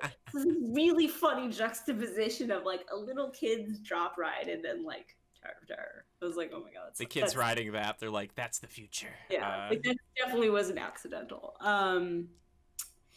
Yeah, I'm trying to the only other positive I would say is they did play some Hunchback music in the park and by the entrance, and I was like, what am I hearing right now? This is amazing. Yeah, I don't know. It's worth it for the rides, but not worth spending a lot of time in. Okay, so comparatively to all the Disney parks you've been to, was this one maybe the weakest? 100% the weakest. Okay. Yeah. Well, that's rough. Do you think that like with the implementation of like the Marvel stuff into this, will it be enough, or is there something fundamentally wrong with the park? I feel like it does feel like it's a fundamental thing because it's much bigger than just like adding a few great lands. It's like it kind of just needs an overhaul. It just doesn't feel like a Disney park. Sure. And that I feel like was the most disappointing aspect of it. It just didn't feel like I was on Disney property anymore. Yeah.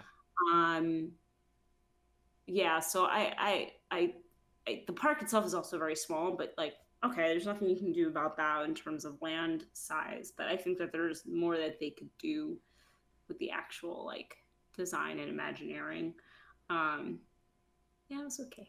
Yeah. Well, and Rock and Roller Coaster while you were there was down, right?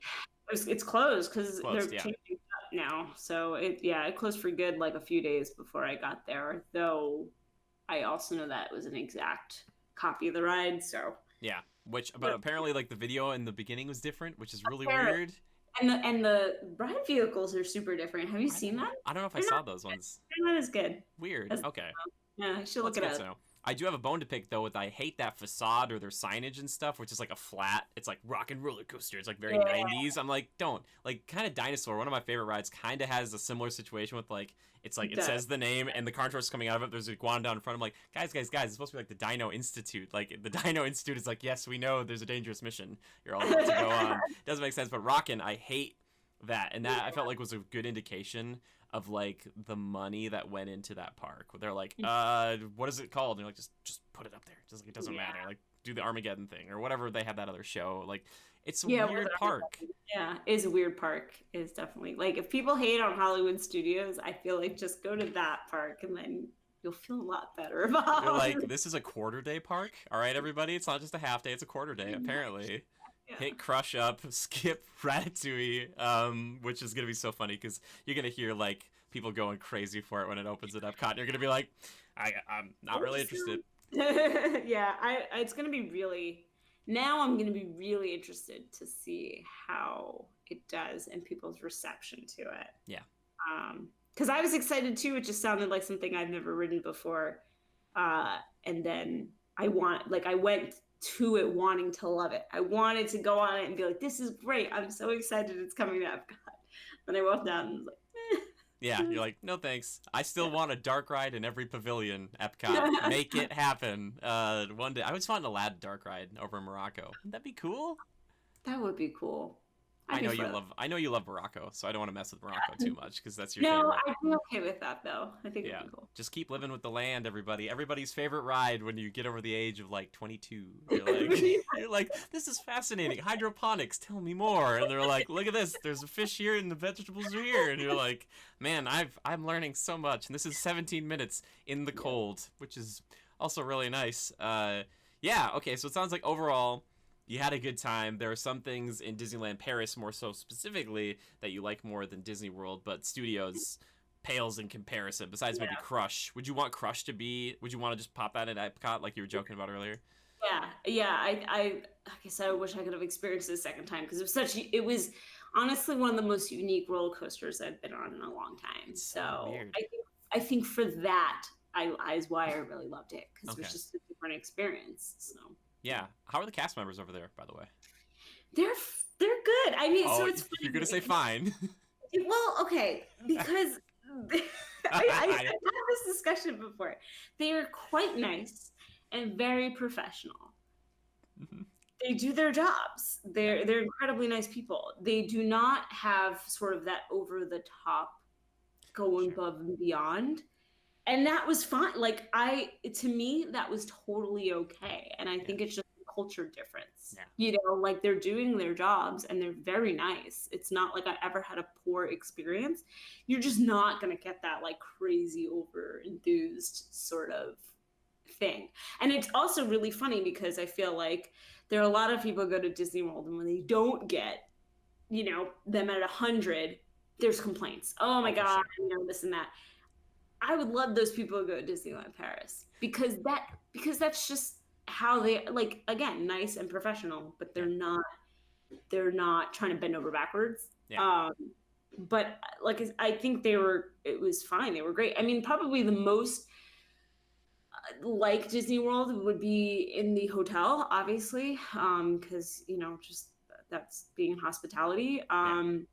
And then I also ate at Walt's, which is their restaurant on Main Street. Yeah. And it's a bit more upscale, I guess, but treat yourself. So I went. Yeah. And like there, they were very, accommodating and really nice. And like I chatted with my waiter a bit and he was like really funny. And so that's where I got more of that sort of vibe. Also just such a neat restaurant because I had a window seat and it was like looking over Main Street and it was so fun to just sit there, just watch people. Oh, And then there's cool. like a little day parade and I was able to watch that going down. Dang.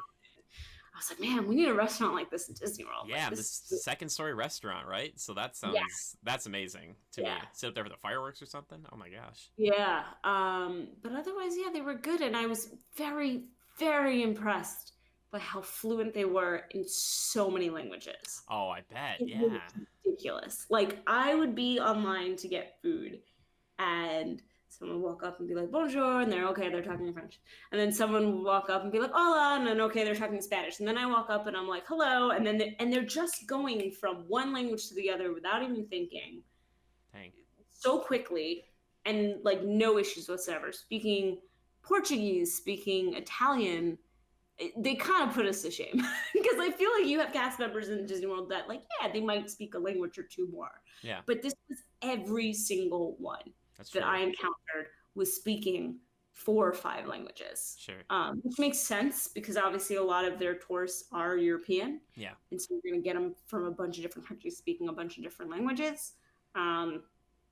That was just highly impressive to me. Like I just couldn't get over and it was just like their brains would just like just do it. I feel like for me I'd be like tripping over my words and like mixing up languages or something. Oh, But for sure. Yeah. No, I totally would be too. That's cool to hear. I'm glad that that is something that's like a consideration for them because especially at a nicer place like Walt's, like you said, I think that's part of like the experience. Like your waiter is kind of like everything like that you would possibly need. So they kind of have to be all encompassing hospitality wise. Right. So this is everywhere. This is at the shops and the quick really? service. Okay. Yeah. Oh, okay. Gotcha. Dang. Every single one. People working the rides. Like it was Really, really impressive. Nobody has a name tag that says I speak these languages. They just spoke the languages. Okay, so that's why they lost that. See, we can't have both, Christine. We can't have them be over the top and happy if they learn all these languages, because those people were over the top and happy, and then they learned like 20 languages, and they're like, you know what? I gotta remember, what is this, masculine or feminine? What am I saying here? Exactly. That's great. Yeah, it was really neat. Not many Americans though. Like Okay. most of the English you heard was British. Oh, yes. And so I think in my whole time there, I heard one or two American accents, and I was like, "Oh, my people!" Yeah, exactly. So that was it. Like even the cast members were like, "Where are you from?" Like they were so fascinated that I wasn't from Europe in some sort of way. And when you said America, what did they say? I mean, they just, well, I would say like New York, and they'd be like, "Oh, so you've been to Disney World a lot?" Like we would have like a lot of them were like, "Oh, I've never been there, but I hear it's so big." Yeah. Oh my gosh. Whole conversations about it. And I said to this one cast member, I was like, "Yeah, if you ever go, you need to spend a lot of time." She goes, "Oh, I hear a week." And I was like, "At least." Yeah. Like, and, a week is like, yeah, that's a good vacation. I could probably spend like 3 weeks there. Oh, for sure. I'm just picturing you, Christine, just like you get there and you're at like, and I don't, do they even have like a Gaston's type of pub? But I just imagine some sort of pub or tavern, and you're sitting there and like all the Disney employees have gathered around you, and you're like, there are people as wide as you can see forever, and it's truly a world. And it's like we have these trains in the sky, and they're like, oh, like sacre bleu, and you're like, yes, yes, yes, for sure. And you're like, there's just so many people, so many people. Main Street isn't this wide though. You're like, it's a little shorter. That sounds great. That was the fun. It was exactly what it was like. They were like, Disney World, tell me more. Like there's a mountain full of water and we call it Splash. They're like, what? Water on a mountain? I've never heard of it. We go under the water. You're like, no, we go into it. Yeah, that sounds amazing. Cool. It sounds like you had a good time though. Yeah, no, it was a fantastic time. Like I guess I went kind of unsure because I think of all the international parks, it doesn't get as much love as some of the others because it's not as new, it's not as, so I was like, okay, let's just see what this is about. And I really, really fell in love with Disneyland over there. Yeah, I wish I had a little more time. Yeah. Just to really slow down and explore more. But I hear you say that, but all I'm hearing really is like, if I could go on Thunder Mountain like 5 more times, and go on Space Mountain like 5 more times, just ping pong back and forth between the two. That sounds good, but like maybe skip studios, maybe. Yeah, Crush once in a while, maybe. Crush is the only thing you're like, yeah, forget everything else. Tower of Terror, like, whatever, like it's the same. Yeah. Okay. Well, good. And for like you said, you wish you had more time, but you were there 2.5-ish, 2-ish type of days. Mm-hmm. So you'd say maybe 3. I would say 3. Okay. Just because I think that gives more time to explore more, take in more of the details. Like there's a whole Lion King festival thing happening over there, and I missed that stage show. I didn't really get to catch the full parade, the midday parade, though it seemed awesome. It's like this Jungle Book themed parade, cool. And I caught some of it. There's like these Bollywood dancers. Whoa. Like it's really interesting. Nothing I've ever seen in the States, but like I was only able to catch it from afar. Sure. So there's definitely things that I just wish I had, like especially shows, because they're timed. So if you're missing that time and you're doing something else and there's only so many in the day, then that's it. You've lost your chance. So I think for that specifically, 3 days would have been great. But I don't think you really need more than that. Sure. Do they have a Jungle Cruise, by the way? They do not. Oh my gosh, they don't have a Jungle weird. Cruise. What? Dang. This is it's like Bizarro Land over there. I still can't even. Brown Derby quick service? Like, what is this world coming to? I'm just kidding. I don't think I've ever even eaten at the Brown Derby. Their food is really good, though. And you get way more for your money. Oh, really? So, like, when you go to order lunch, you order a main and, like, something on the side and, like, 2 drinks. Like, and that's just, like, part of your thing. Cool. Yeah. It's all, like, it'll be, like, all of this food for, like, 12 euros. Or, like, breakfast was, like, a sandwich, a coffee, a juice, and a croissant for, like, 8 euros. And that's just how it comes. Like, I guess you could do individual if you really wanted to, but... Amazing. Yeah, they do it by these meals, and it's all really freaking good. And you didn't, what did you eat at Walt's? I don't think, did we talk about that? I'm trying to remember. I think it was fish. Yeah, I had fish, and then I had their mint julep. So it's funny because Walt's is supposed to be an American restaurant.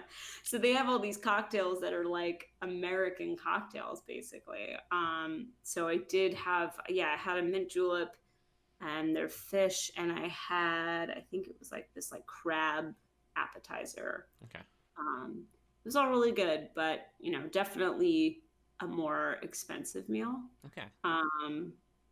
But I feel like it was worth it. Like, because I did mostly quick service otherwise. So I was like, if I'm going to do this, then. I also ate an Earl sandwich, which they have over there. How was it?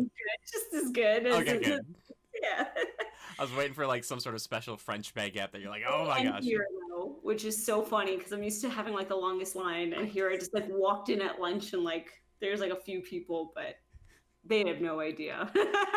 Again, you're telling them the stories. You're like, so they're like, you wait in these, like, we know what a queue line is. We obviously have these lines, but like, you're waiting for like lines for food all the time too. And you're like, yes, everywhere I go, there's a line. Don't you? Yeah. That's what it is over in America.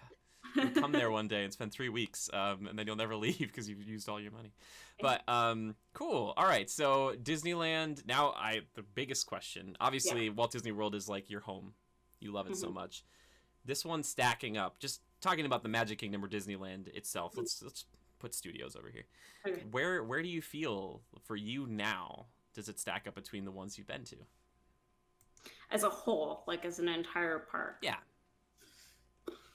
Ooh, that's tough. I know, and it's unfair too. But I have to ask it.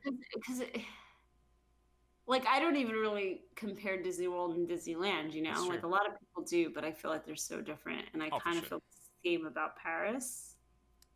I think because of its newness, I would probably put it in the middle. Like I'd probably do Disney World, Disneyland Paris, and then Disneyland. I know there are Disneyland people who are just so angry at me right now, but that's not a permanent status. Yeah, exactly. Yeah, that's what I wanted to get to, because like you said, it's different. You can't compare them really, and it just feels different to you. Yeah, cool. It feels very different. And the way that they do things there, like one thing I noticed is weird is like they don't really have a lot of photographers, or any actually. Oh, really? So aside from the ride photos, I mean, you can get a photo pass, but it's just for ride photos. Oh. There's no, so I can't tell you the number of people who are taking selfies like in front of places, because there was no one there to really, unless you're asking someone to take photos of them. That was such a strange thing to me. When I'm used to walking down Main Street and you just constantly see it, There's none of it. Do you think that's more of like an American thing, or is that something that Disneyland Paris is like missing out on money-wise? Like they need to get that set up like for taking pictures, or maybe Europeans aren't as like wanting to take posed pictures like that as much? No, because I saw a lot of people taking posed pictures. So I do think that they're missing out on it, because there's plenty of people taking photos in front of the entrance, in front of the castle, all of that. I think maybe they don't need as many as we have, but I think they need some. Yeah. Things you wish you could have whispered to Bob Iger when you saw him briefly. Like, hey, I didn't know that. Some more photographers over at Disneyland Paris, and he's like, what? Like, where's Bob Chapek? Can he help me out? Well, that's cool. Okay, so I appreciate the rundown of both Disneyland Paris and, okay, I keep calling it the studios. What is it formally called over there? I think it's just called Walt Disney Studios. Ah, that's so rough and boring. I'm sorry. I still call Hollywood Studios MGM, and I always will. Like, I'm sorry. It's just, I know it's not affiliated anymore, but that's just how I know it. Same way I'll always call Countdown, not Dinosaur. What a stupid name. But it sounds like you had fun, and it makes me really want to get over there more so, especially hearing about not only Big Thunder Mountain, but Hyperspace Mountain. That sounds so cool to me. Like, I love Space Mountain. Space Mountain's like in Walt Disney World, because the one in Disneyland, guess what? I get it, guys. You sit side by side to music or whatever, but it's a toilet bowl, okay? There's not really many drops. There's like one and you dodge like a TIE fighter or whatever else they put on the screens. But I love the craziness of the Disney World Space Mountain. And this sounds like a completely different thing, which is cool, because like Thunder Mountain, Haunted Mansion, Pirates of the Caribbean, while all different, same ride vehicles, similar experiences, but this sounds completely different. It's completely different. It's 100% different. And would you say you said it's your favorite one now? Oh yeah. Far and away, and better than Rock and Roller Coaster. Oh my gosh, I want Rockin' to fix, again, we're talking about like the flatness of Rock and Roller Coaster. Even in the Rock and Roller Coaster we have, I hate just the cutout signs you just drive through. Like the Yeah. little, I'm like, come on. But that'll be Iron Man one day or something eventually. Which that's what's gonna be in Walt Disney Studios, right? Is that what it's gonna be? Iron Man? I think that's what they're retheming it to.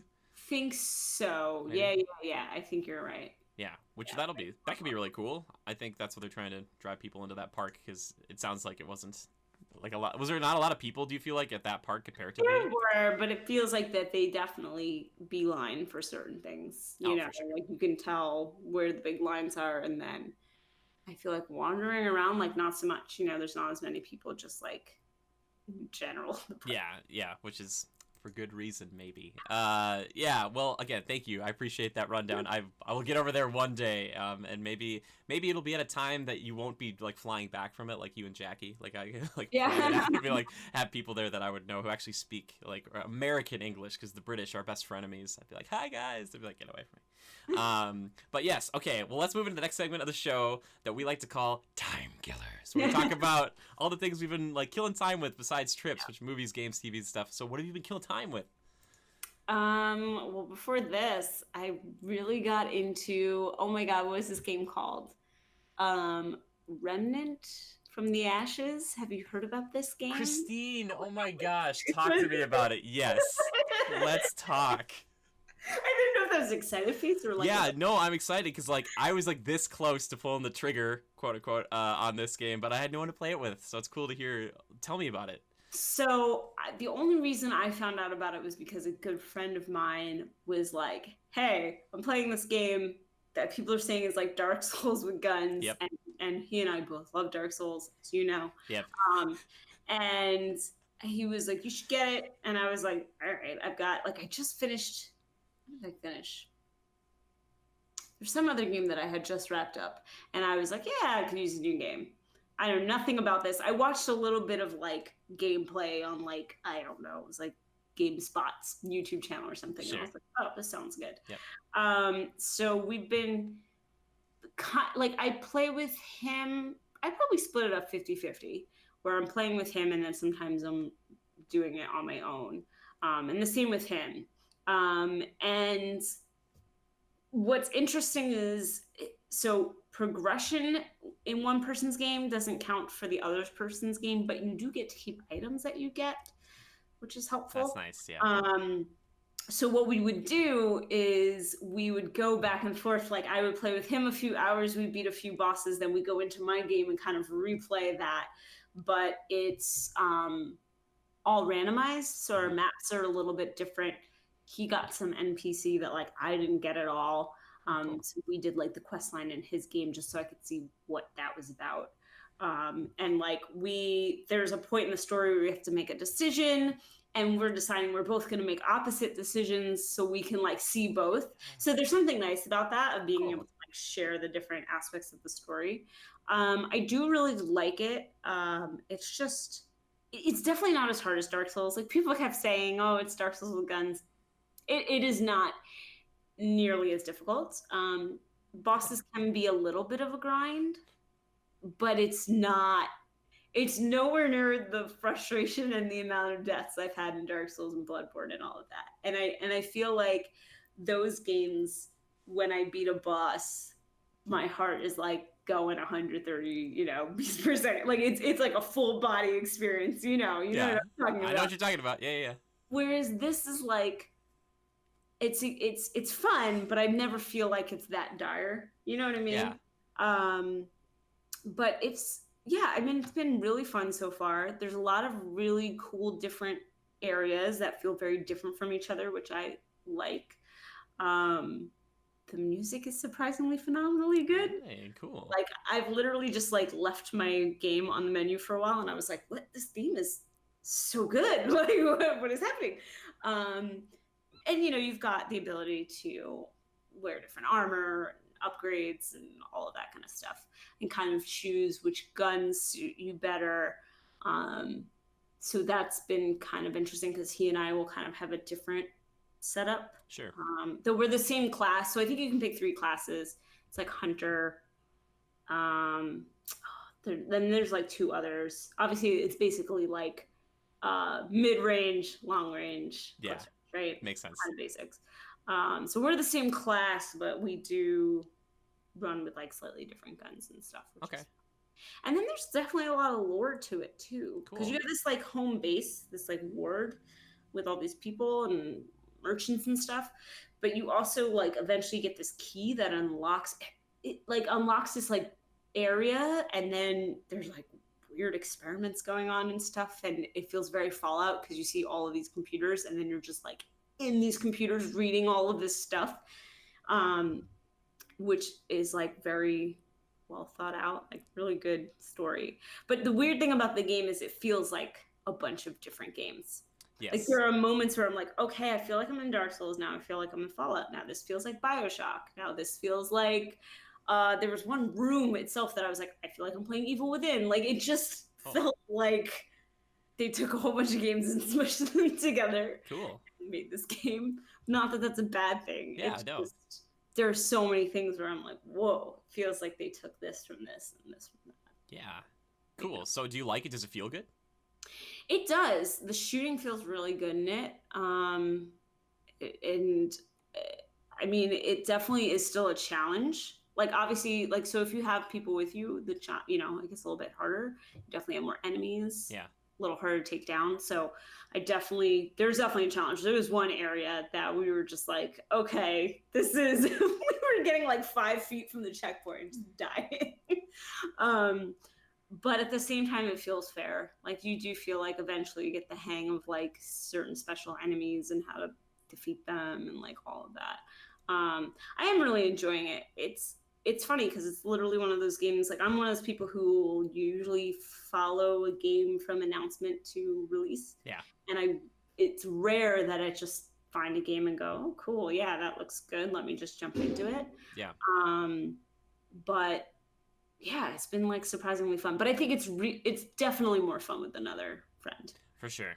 Yeah, because when you've been playing alone, it's not been as enjoyable. It's still good. It still stands really well as a solo experience, but there's just something about just the fun of going through something so difficult with a friend, and like, we'll laugh at like the ways that we die sometimes, and like in general, it's just like a really good time. I think you can only have up to 2 people playing with you. Okay. These in very small groups. It's not like sure. You can play with like 8 people or something, but. Yeah. But yeah, I really like it. It's like one of these games that like came out of left field, and I'm like, this is great. So when I was even on the trip, I was just like, I've been thinking about this boss that we've been trying to beat, and he was like, oh, I beat it, and I was like, what? I need to come home and beat this boss with you. You're like, betrayal. I've been betrayed. Yeah. No. So are you close range, long range, like mid range? Hunter is long range. Okay. So the main gun you get is the hunter's rifle, which is definitely a really good long range gun. But I mean, you can get shotguns if you want to use that. Sure. And like, depending on the bosses, obviously you want to like change up what you're doing. Correct answer. Very good. Yeah. It's always fun to go through. It's very Dark Souls in that when you go to the boss, it's like the fog. Like they directly lifted that from the games. Yes. And the first time we'll just be like, well, let's just walk through and see what we're dealing with, because we have no idea what the weaknesses and strengths are, and you're just like, and the bosses are randomized too. Say for some major ones, okay, you could have different bosses. So I had a few bosses that he never saw. Oh, cool. And vice versa. Yeah. That's really cool. Yeah. Dang, cool. And it's only $40, or it was. Yeah. I assume it. Is it cheaper? I think it is. You're just like, I'm buying it. It's fine. I mean, I literally bought it the day it came out because he was like, I want to play this game. And I was like, okay. That's so cool. Cool. Yeah. Okay. So Remnant from the Ashes. Anything else? I've been playing a little bit of Man of Medan. Oh, yeah. That? I probably said that wrong. Nailed it. I love Until Dawn. So I knew I wanted it. And like, I play that with my husband because like we play video games, but generally separately and different sorts of things. But that's the kind of game. Actually, they have a setting where you are assigned characters, and then it tells you when to pass the controller to the other person to control their character, which is infuriating when he makes choices that I don't agree with. Yeah, like, what are you doing? You're a fool. But yeah, I enjoy those games for like, I feel like they can be very social. They also have like a party version where it can be like a bunch of, and then you can play online with people too. Oh, that's cool. Oh, really? I didn't know that. That's really sweet.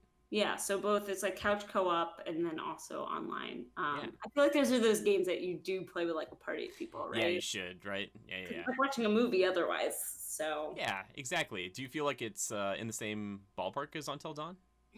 we've only gotten maybe about 2 hours of gameplay in, Okay, and I'm pretty sure it's about a 6 hour game. So, yeah, it's a very different story already, which I like. good. Like it feels like a very different thing, but definitely just as spooky. Yeah. Okay, Um, cool.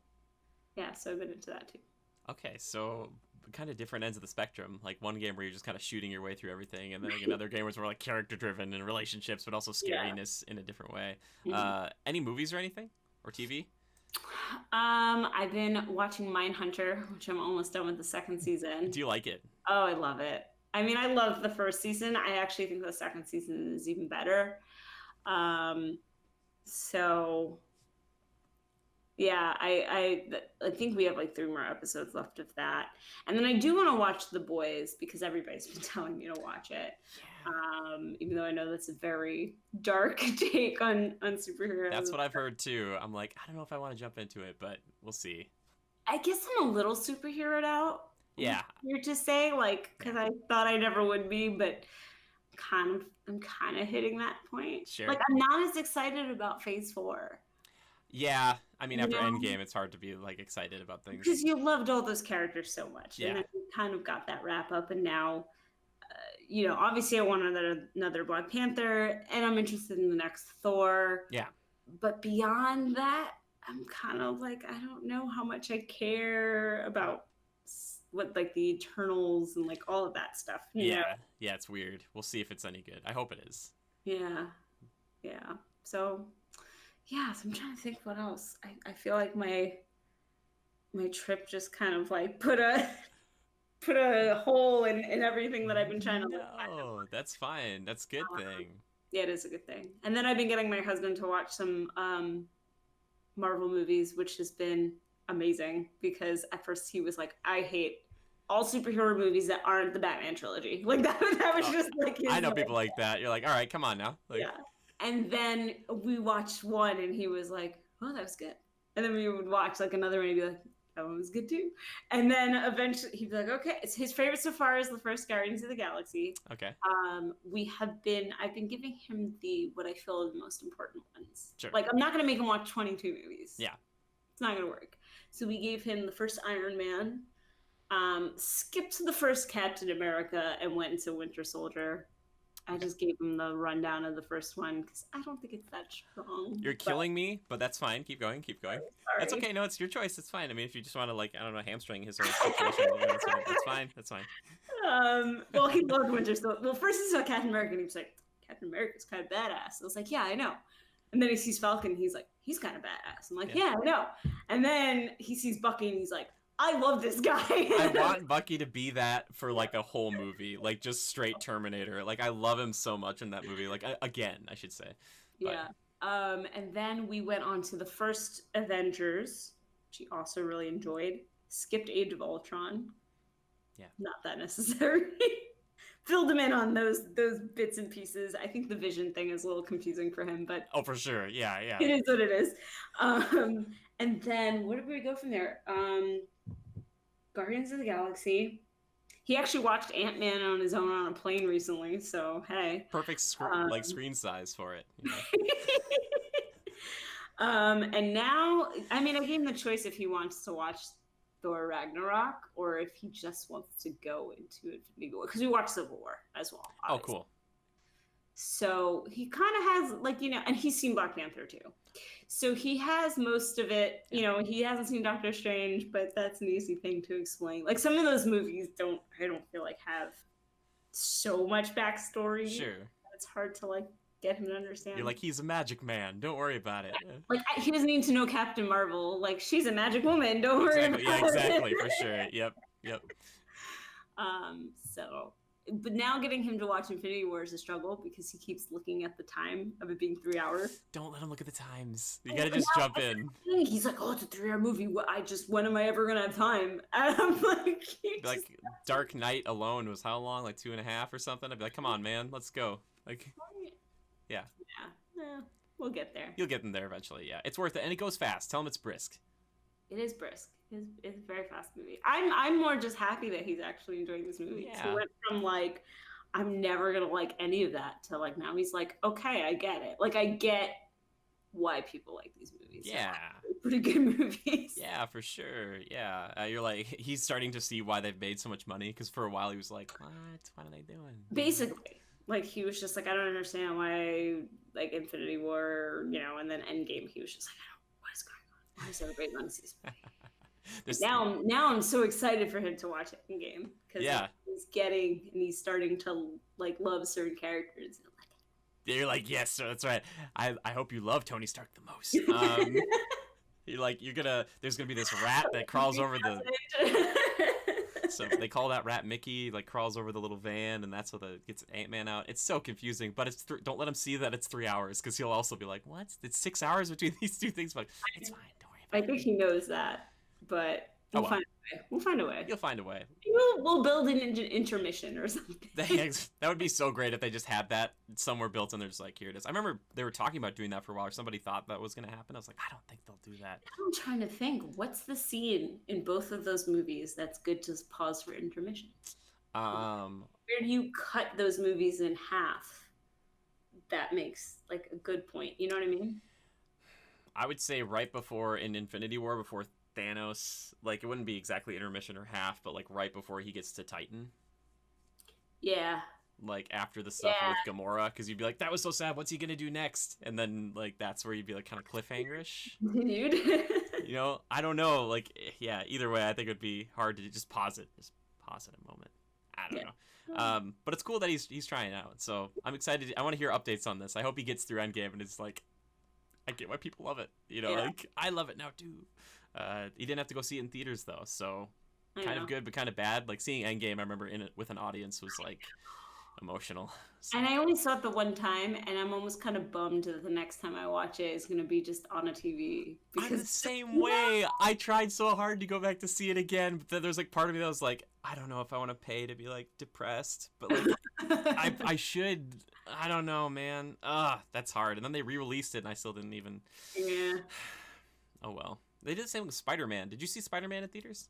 I didn't, because that was like right when I was moving. Yeah, you're busy. I was so busy, and that's like one of the first Marvel films I haven't seen in theaters. But now it didn't just come out, or it's coming out this week on digital. Yeah. So that's also why I'm like, I need to get him through Endgame, because I can't watch it with him in the room, and then he's gonna know what happened. That's true. Yeah. Did he watch Far From Home? He vaguely watched it while I watched it. He's like, whatever. It's New York. Whatever. I don't care. He did laugh at like he did kind of like it. Okay. And he filmed a lot of it in Astoria where we lived. So cool. he kept going like, oh wait, that's. And I was like, yeah. So.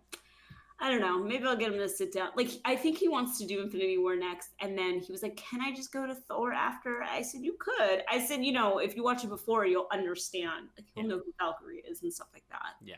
But I was like, it isn't 100% necessary. Yeah. Yeah, we could go back to that. So. That's true. It would have been great if you would have started him on Endgame. Just none. There's nothing. You just throw him right in, and he's like, "What happened? Why is everyone so sad?" Doing Star Wars, like, you know what I mean? Like, you start with the end, and then let's just go to the beginning. Yeah, it's like, oh man, it hurts. It's too painful. Well, cool. Okay, so it sounds like, yeah, I'm still bummed about Captain America, but that's okay. It's your decision. It's fine. It's all right. I love the first Avenger a lot, but you're right. It isn't like. I think you could probably start. A lot of people would be angry at me for saying this with like the first Avengers.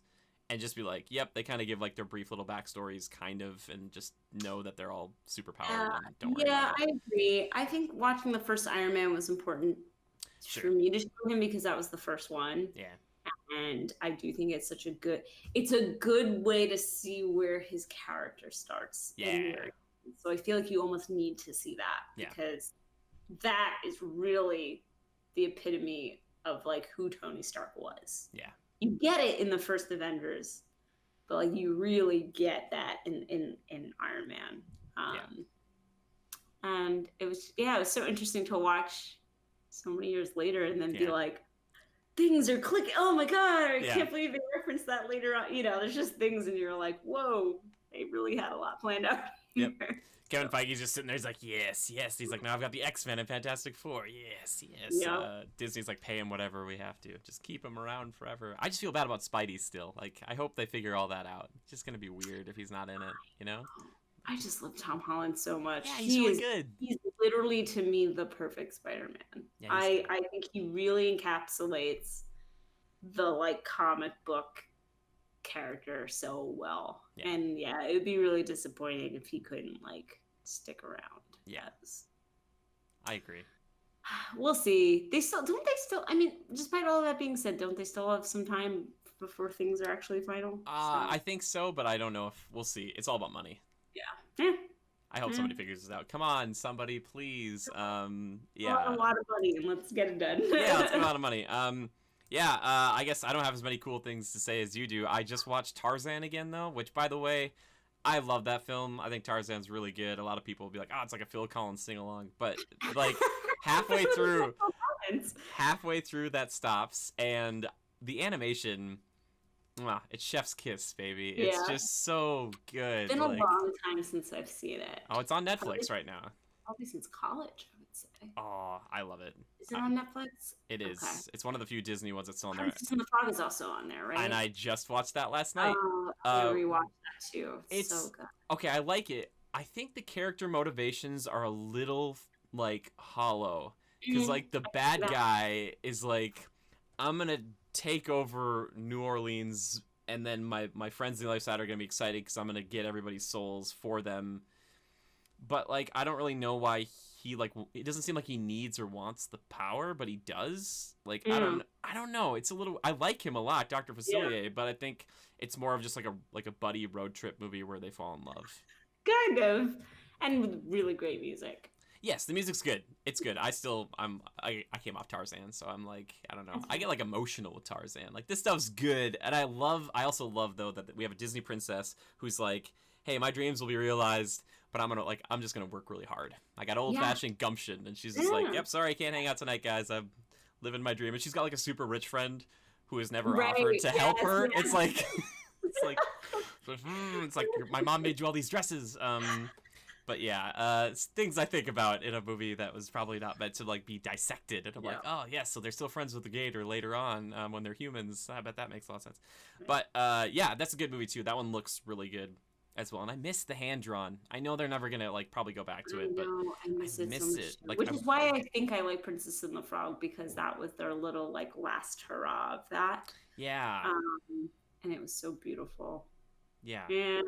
I'm sorry, I don't mean to bum you out. I tried to watch Beauty and the Beast. I was trying to find Beauty and the Beast somewhere for streaming, and I just couldn't do it. And then it like pop up like the live action one. I'm like, no, I don't want to watch this. I want to watch like. You know that they use the live action one in the Disneyland Paris fireworks, and that was the worst part of the fireworks.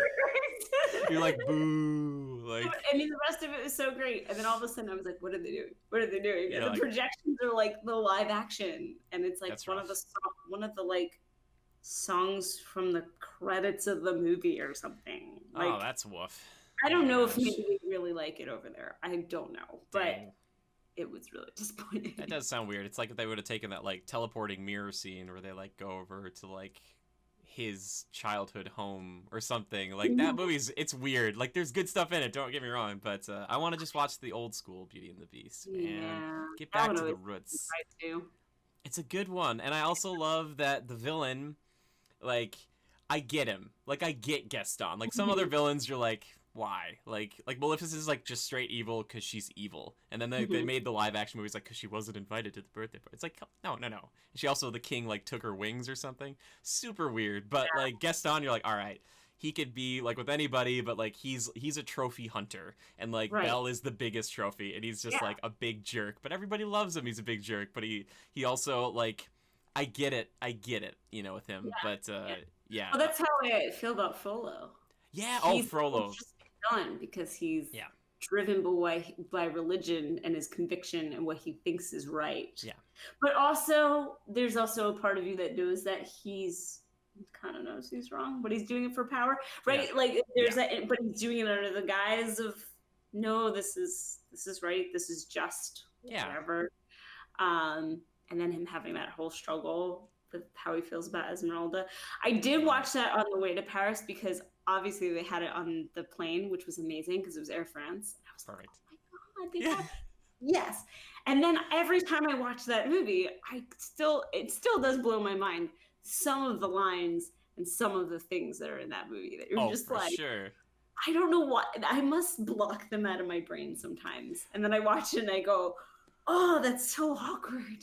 Like, I can understand why even the beginning, and I'll misquote it, but he's just like, this unholy, like, abomination, I'm sending it back to hell. Yes, it's not a baby monster. Yeah. Yeah, it's like, what? He's gonna chuck it down a well? The guy's like, basically like, you already killed his mom. Yeah. Can you please not throw this baby down a well? And he's just standing out there on his horse in the snow, and he's just like, yep, I just did this. Like, I just chased down a gypsy, and I'm totally cool with it. And this is like, oh man, yeah, Frollo, Hellfire.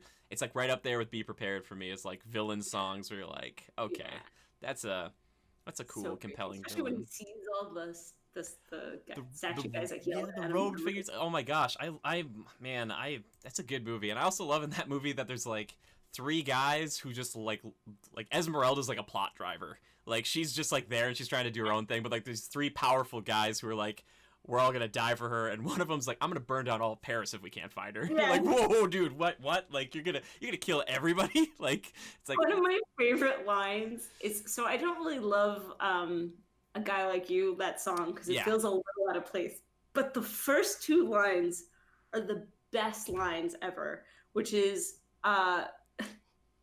it says, Paris, the city of lovers, is glowing this evening. True, that's because it's on fire, but still, love more. That's so dark. It's so funny. It's so funny. Yep, they're the only weak part of that movie. Like but like that stuff is very funny. It makes sense because you need some sort of like. I guess it was not enough to push himself out, right? Because he's so timid. So you need something, because they're the ones who tell him to go to the festival, and they're the ones who tell him like, you got to be stronger and you got to break these chains and go do what you got to do. And so I mean, but they sort of are him, right? Yeah. Because even like when Frollo comes and says like, who are you talking to? And he says, my friends. And he goes, your friends are made of stone, and can stone talk? And he says, no. And you realize like maybe it just is his own inner dialogue. So he is pushing himself to do these things. He just thinks that he is. I guess, but the only problem is, doesn't like one of them attack the goat at one point or something? And they're also like in the siege of like Notre Dame. That's the only part where it starts to get like, but maybe Quasi's everywhere. This is the best part. They make the tribute and they throw it, and they're like, is this how it's supposed to work? And then it pops over and goes, works for me. Yeah. So good. I just love the guy who's like, I'm free, and then he gets caught in a cage again. He's like, dang it, like he just can't get away. Like there's just some random civilian.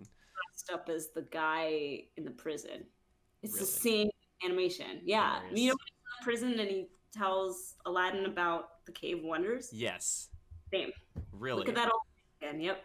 That terrifies me, because that old version of Jafar, I'm glad they got rid of that in the live action version of Aladdin, because like I was like, how are you guys gonna do this? I was like, did you see that, by the way? Did you see Aladdin? I forget. I didn't, but it is out now on streaming. Okay. I watched it on the plane as well, but I was like, I feel like this deserves more than plane. Yeah. You know, big scenes. I'm interested to hear that a TTA podcast down the line. You'd be like, yeah. Rob saw it. That was another one. Like, I was so busy, I just feel like I missed a bunch of things in theaters. It's not your fault. Disney's like throwing them out all summer long. There's like, here are all like the 6 biggest films of this year, and they're all us. And it's just like, okay, all right, I'll be there for Frozen 2, guys. Calm down. Yeah, excellent. Okay, well, now that we've gotten through our time killers in a brisk and brief fashion. Yes, obviously. Obviously, that's what we do. We're going to go into my favorite segment of the show, community feedback and questions. And because we have a special guest, we're going to do a special game. So, This one comes in from Missile Mage, and it's going to be a little tricky. So we're just talking about music in the Disney films. So now, basically, we have a bunch of different ones here, and it's the first line of these Disney songs, but you have to guess which song it's from, but it's just the first line. Oh, this is gonna be tough because there's definitely movies I haven't seen in a very long time. Sure. So any of those, I'm in trouble. Okay, so I don't know. Should we try to go through as many as we can before looking, or should we just like do one, look at one, and see if we got it right? How do you want to do it? I think we should do one and look at one. Okay. We'll do it that time. Okay, Yeah. sounds good. All right, so first one.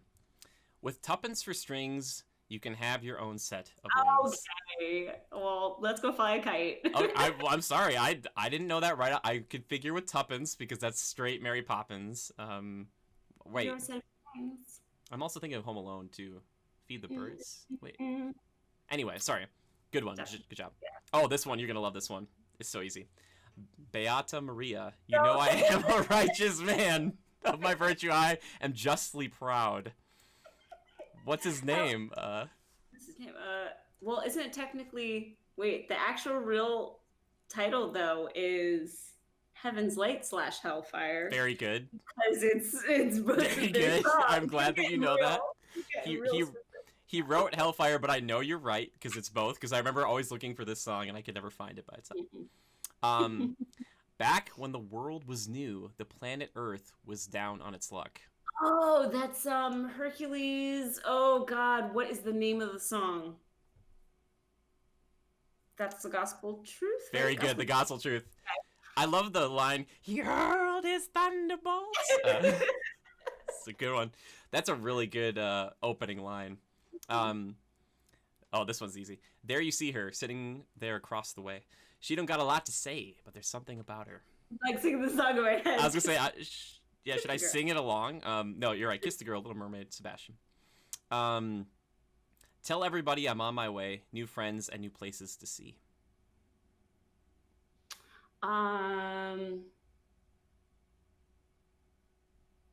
Tricky. I don't know.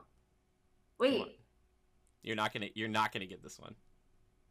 Yeah, I don't know. Like I'm blanking out here. This one comes from Brother Bear, On My Way. Ooh, I don't think I've seen that movie. What? You've never seen it? Okay. It's been a long time since I've seen it too, but it's good. Check it out. Joaquin Phoenix before Joker. Wait, really? He was in that? He's the voice of the main character. Okay. Yeah, check it out. Joker also. Yeah. Next one. Look at me. I will never pass for a perfect bride or a perfect daughter. Is that from Mulan? Very good. Yes, that's Reflection. Oh yeah, I couldn't think of the name of the actual one, but that's a like... really good one. That's a good one. Okay. Don't matter what you look like, don't matter where you are, how many rings you got on your finger, we don't care. Princess and the Frog. There you go. Very good. Yep. Dig a little deeper. I just listened to that. Whatever you do, I'll do it too. Show me everything and tell me how. It all means something, and yet nothing to me. I know it. We just talked about it. It's from Tarzan. Yeah. I don't know the name of the song. No. You don't know the name of it? I'm trying to remember it myself. It is Strangers Like Me. Yes. Which for a long time I thought was Strangers Lightning. Not the same. Very different.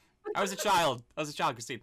I know that your powers of retention are as wet as a warthog's backside. Be prepared. Be prepared. Scar, which I heard in the live action was not that great, which hurts me. All those days watching from the windows, all those years outside looking in, all that time never even knowing just how blind I've been. Unless I see the light. Yeah, right? It's Tangled. Yeah. Yep. I See the Light by Tangled. Very good. I love that one. It's good. I've been staring at the edge of the water long as I can remember, never really knowing why. I haven't looked, but I know it's Moana. Right? Yes. I've only seen the movie once. But that's like the most popular song. You've never seen Moana? Or more than once? Yeah. How Far I'll Go. There you go. There we go. It was all over the radio after Let It Go.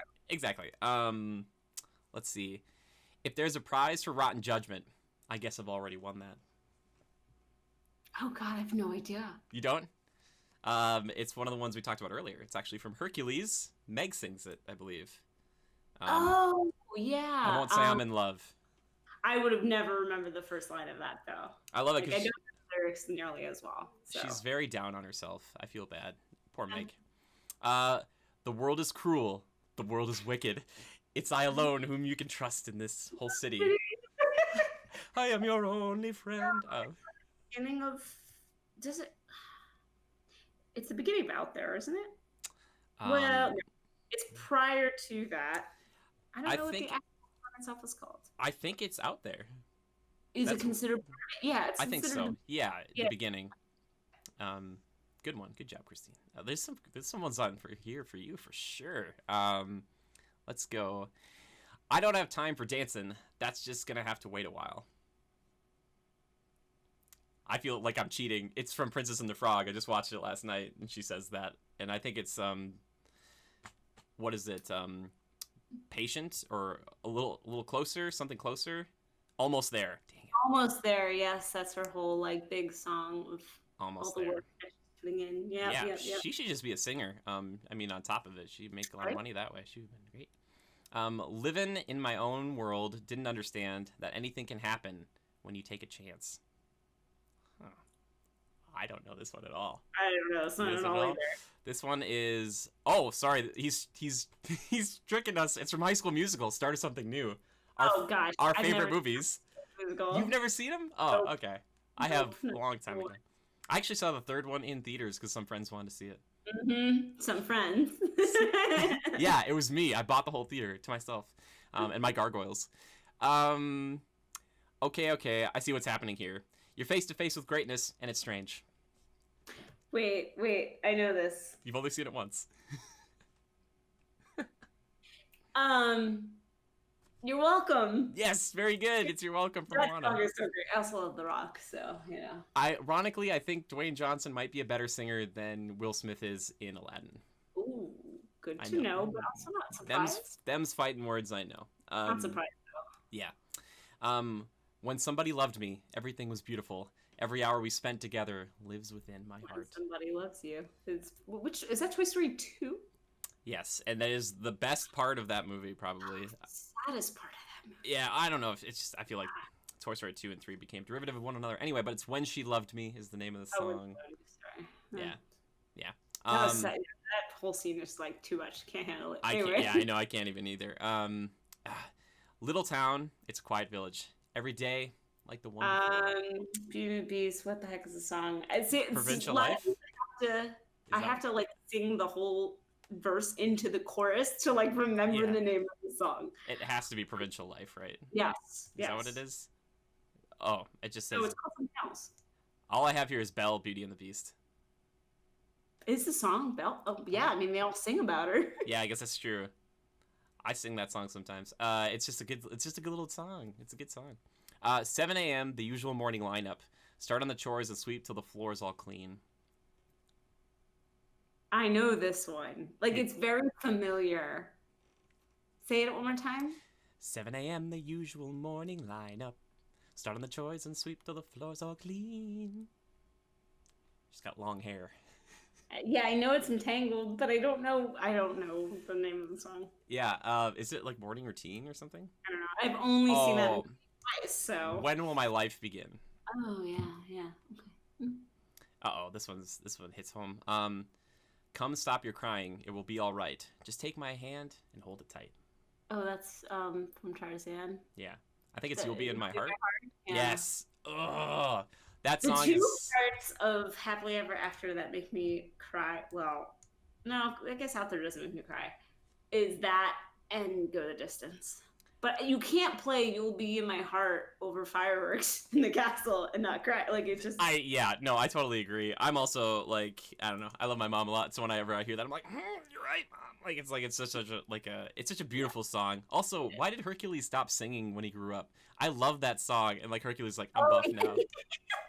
He's like, no more singing. Like, Go the Distance is, like, the most inspirational song you're gonna hear, and then it's just, like, he gave up. He's just like... whatever. Like, yeah, man, that was good. I think we did pretty well, don't you think? Yeah, I only missed like what, 3 or so. I guess we're gonna have to. Now you have to convince your husband to watch High School Musical. No, I'm just kidding. That's not gonna happen. You need to watch High School Musical, so You're not a musical fan. yeah, that's it. That's it. You don't love high class musicals about high school drama, man. Yeah. That was a really fun game. I love games like that. Thank you so much, Miss Lemage, for sending that in. That was amazing. I think there's a few in there I was like, huh? But of course, Christine's here for like the 2 or 3 Hunchback ones. It was like, clearly, like, would you like me to sing the whole song? I should have just let you go. I'd have been like, and finish this song, and then I just said the first 5 words, and I just like wait. Yes, but thank you so much for sending that in. And if you ever have a question or a topic for the show, all you have to do is tweet the hashtag #CriticalPodcast. You can tweet that at our official account, which is @GoCritical, or you can tweet at me personally. I'm at JimmyGood013. But if they want to find you, Christine, on Twitter, where would they find you? So on Twitter, you can find me at IvyWinterYT, and you can find me IvyWinter on YouTube and on Instagram, where I've posted a few Disneyland Paris photos. I have plenty more backlogged in my phone to start posting, so. I'm so excited to see those. And you've got vlogs coming up, too. Yes, I'm editing those this week. Oh, there's plenty of vlogs. There's a haul. There's going to be a little bit more in-depth look at park comparisons. There's going to be a lot on the channel. So. Yes, which if you can support anyone this week, please go support Christine. Go check out her channel. And if you like Disney parks or just Disney stuff in general, check that out, or check out the TTA podcast, which is a show that she co-hosts with Rob from Rob Plays, and they talk about all things Disney, not just the parks, but movies, and everything that Disney has, because they have everything now, because that's Disney. So it's like, if you just say any word or proper noun, Disney's got it. It's like, have you ever been to the Empire State Building? Oh yeah, Disney bought it. Yeah, that's just how it goes. But it's so good. I love them and listening to them all the time. And like I was telling Christine earlier, I usually tend to like binge listen to a bunch of them, like while I play games, and it's just like, I love it. It's a really good show, so please go check them out, go support them, because they're amazing. And I really appreciate you being here again. I think this is like your 3rd time being on. I think so, yeah. That's amazing. I think you might be the guest who's been on the most, potentially. I don't know, maybe. Which it's always a pleasure, and I'm glad this worked out. So thank you for coming and being all jet lagged with me. So, are you getting better? How long have you been home? Since I came home yesterday, so 25 hours ago? Okay, 25 good. hours ago. It's like a day. Yeah. So I was like, oh, I'm so tired. I will just keep myself awake and then I will sleep like a baby. It did not happen. I woke up so many times last night. So that's jet lag for you. Time differences, all that fun stuff. But you're back, and again, I appreciate you coming and being on. And like you seem totally normal. Like you seem great. You don't seem. I'm glad that it seems that way, because in my brain right now it's just mush. So. Yeah. Well, again, thank you for being on, and for everybody else who checked us out, I appreciate it. And again, go check out Christine. Go subscribe to her channel right now. It is very good. And until next week, just remember to adapt and overcome.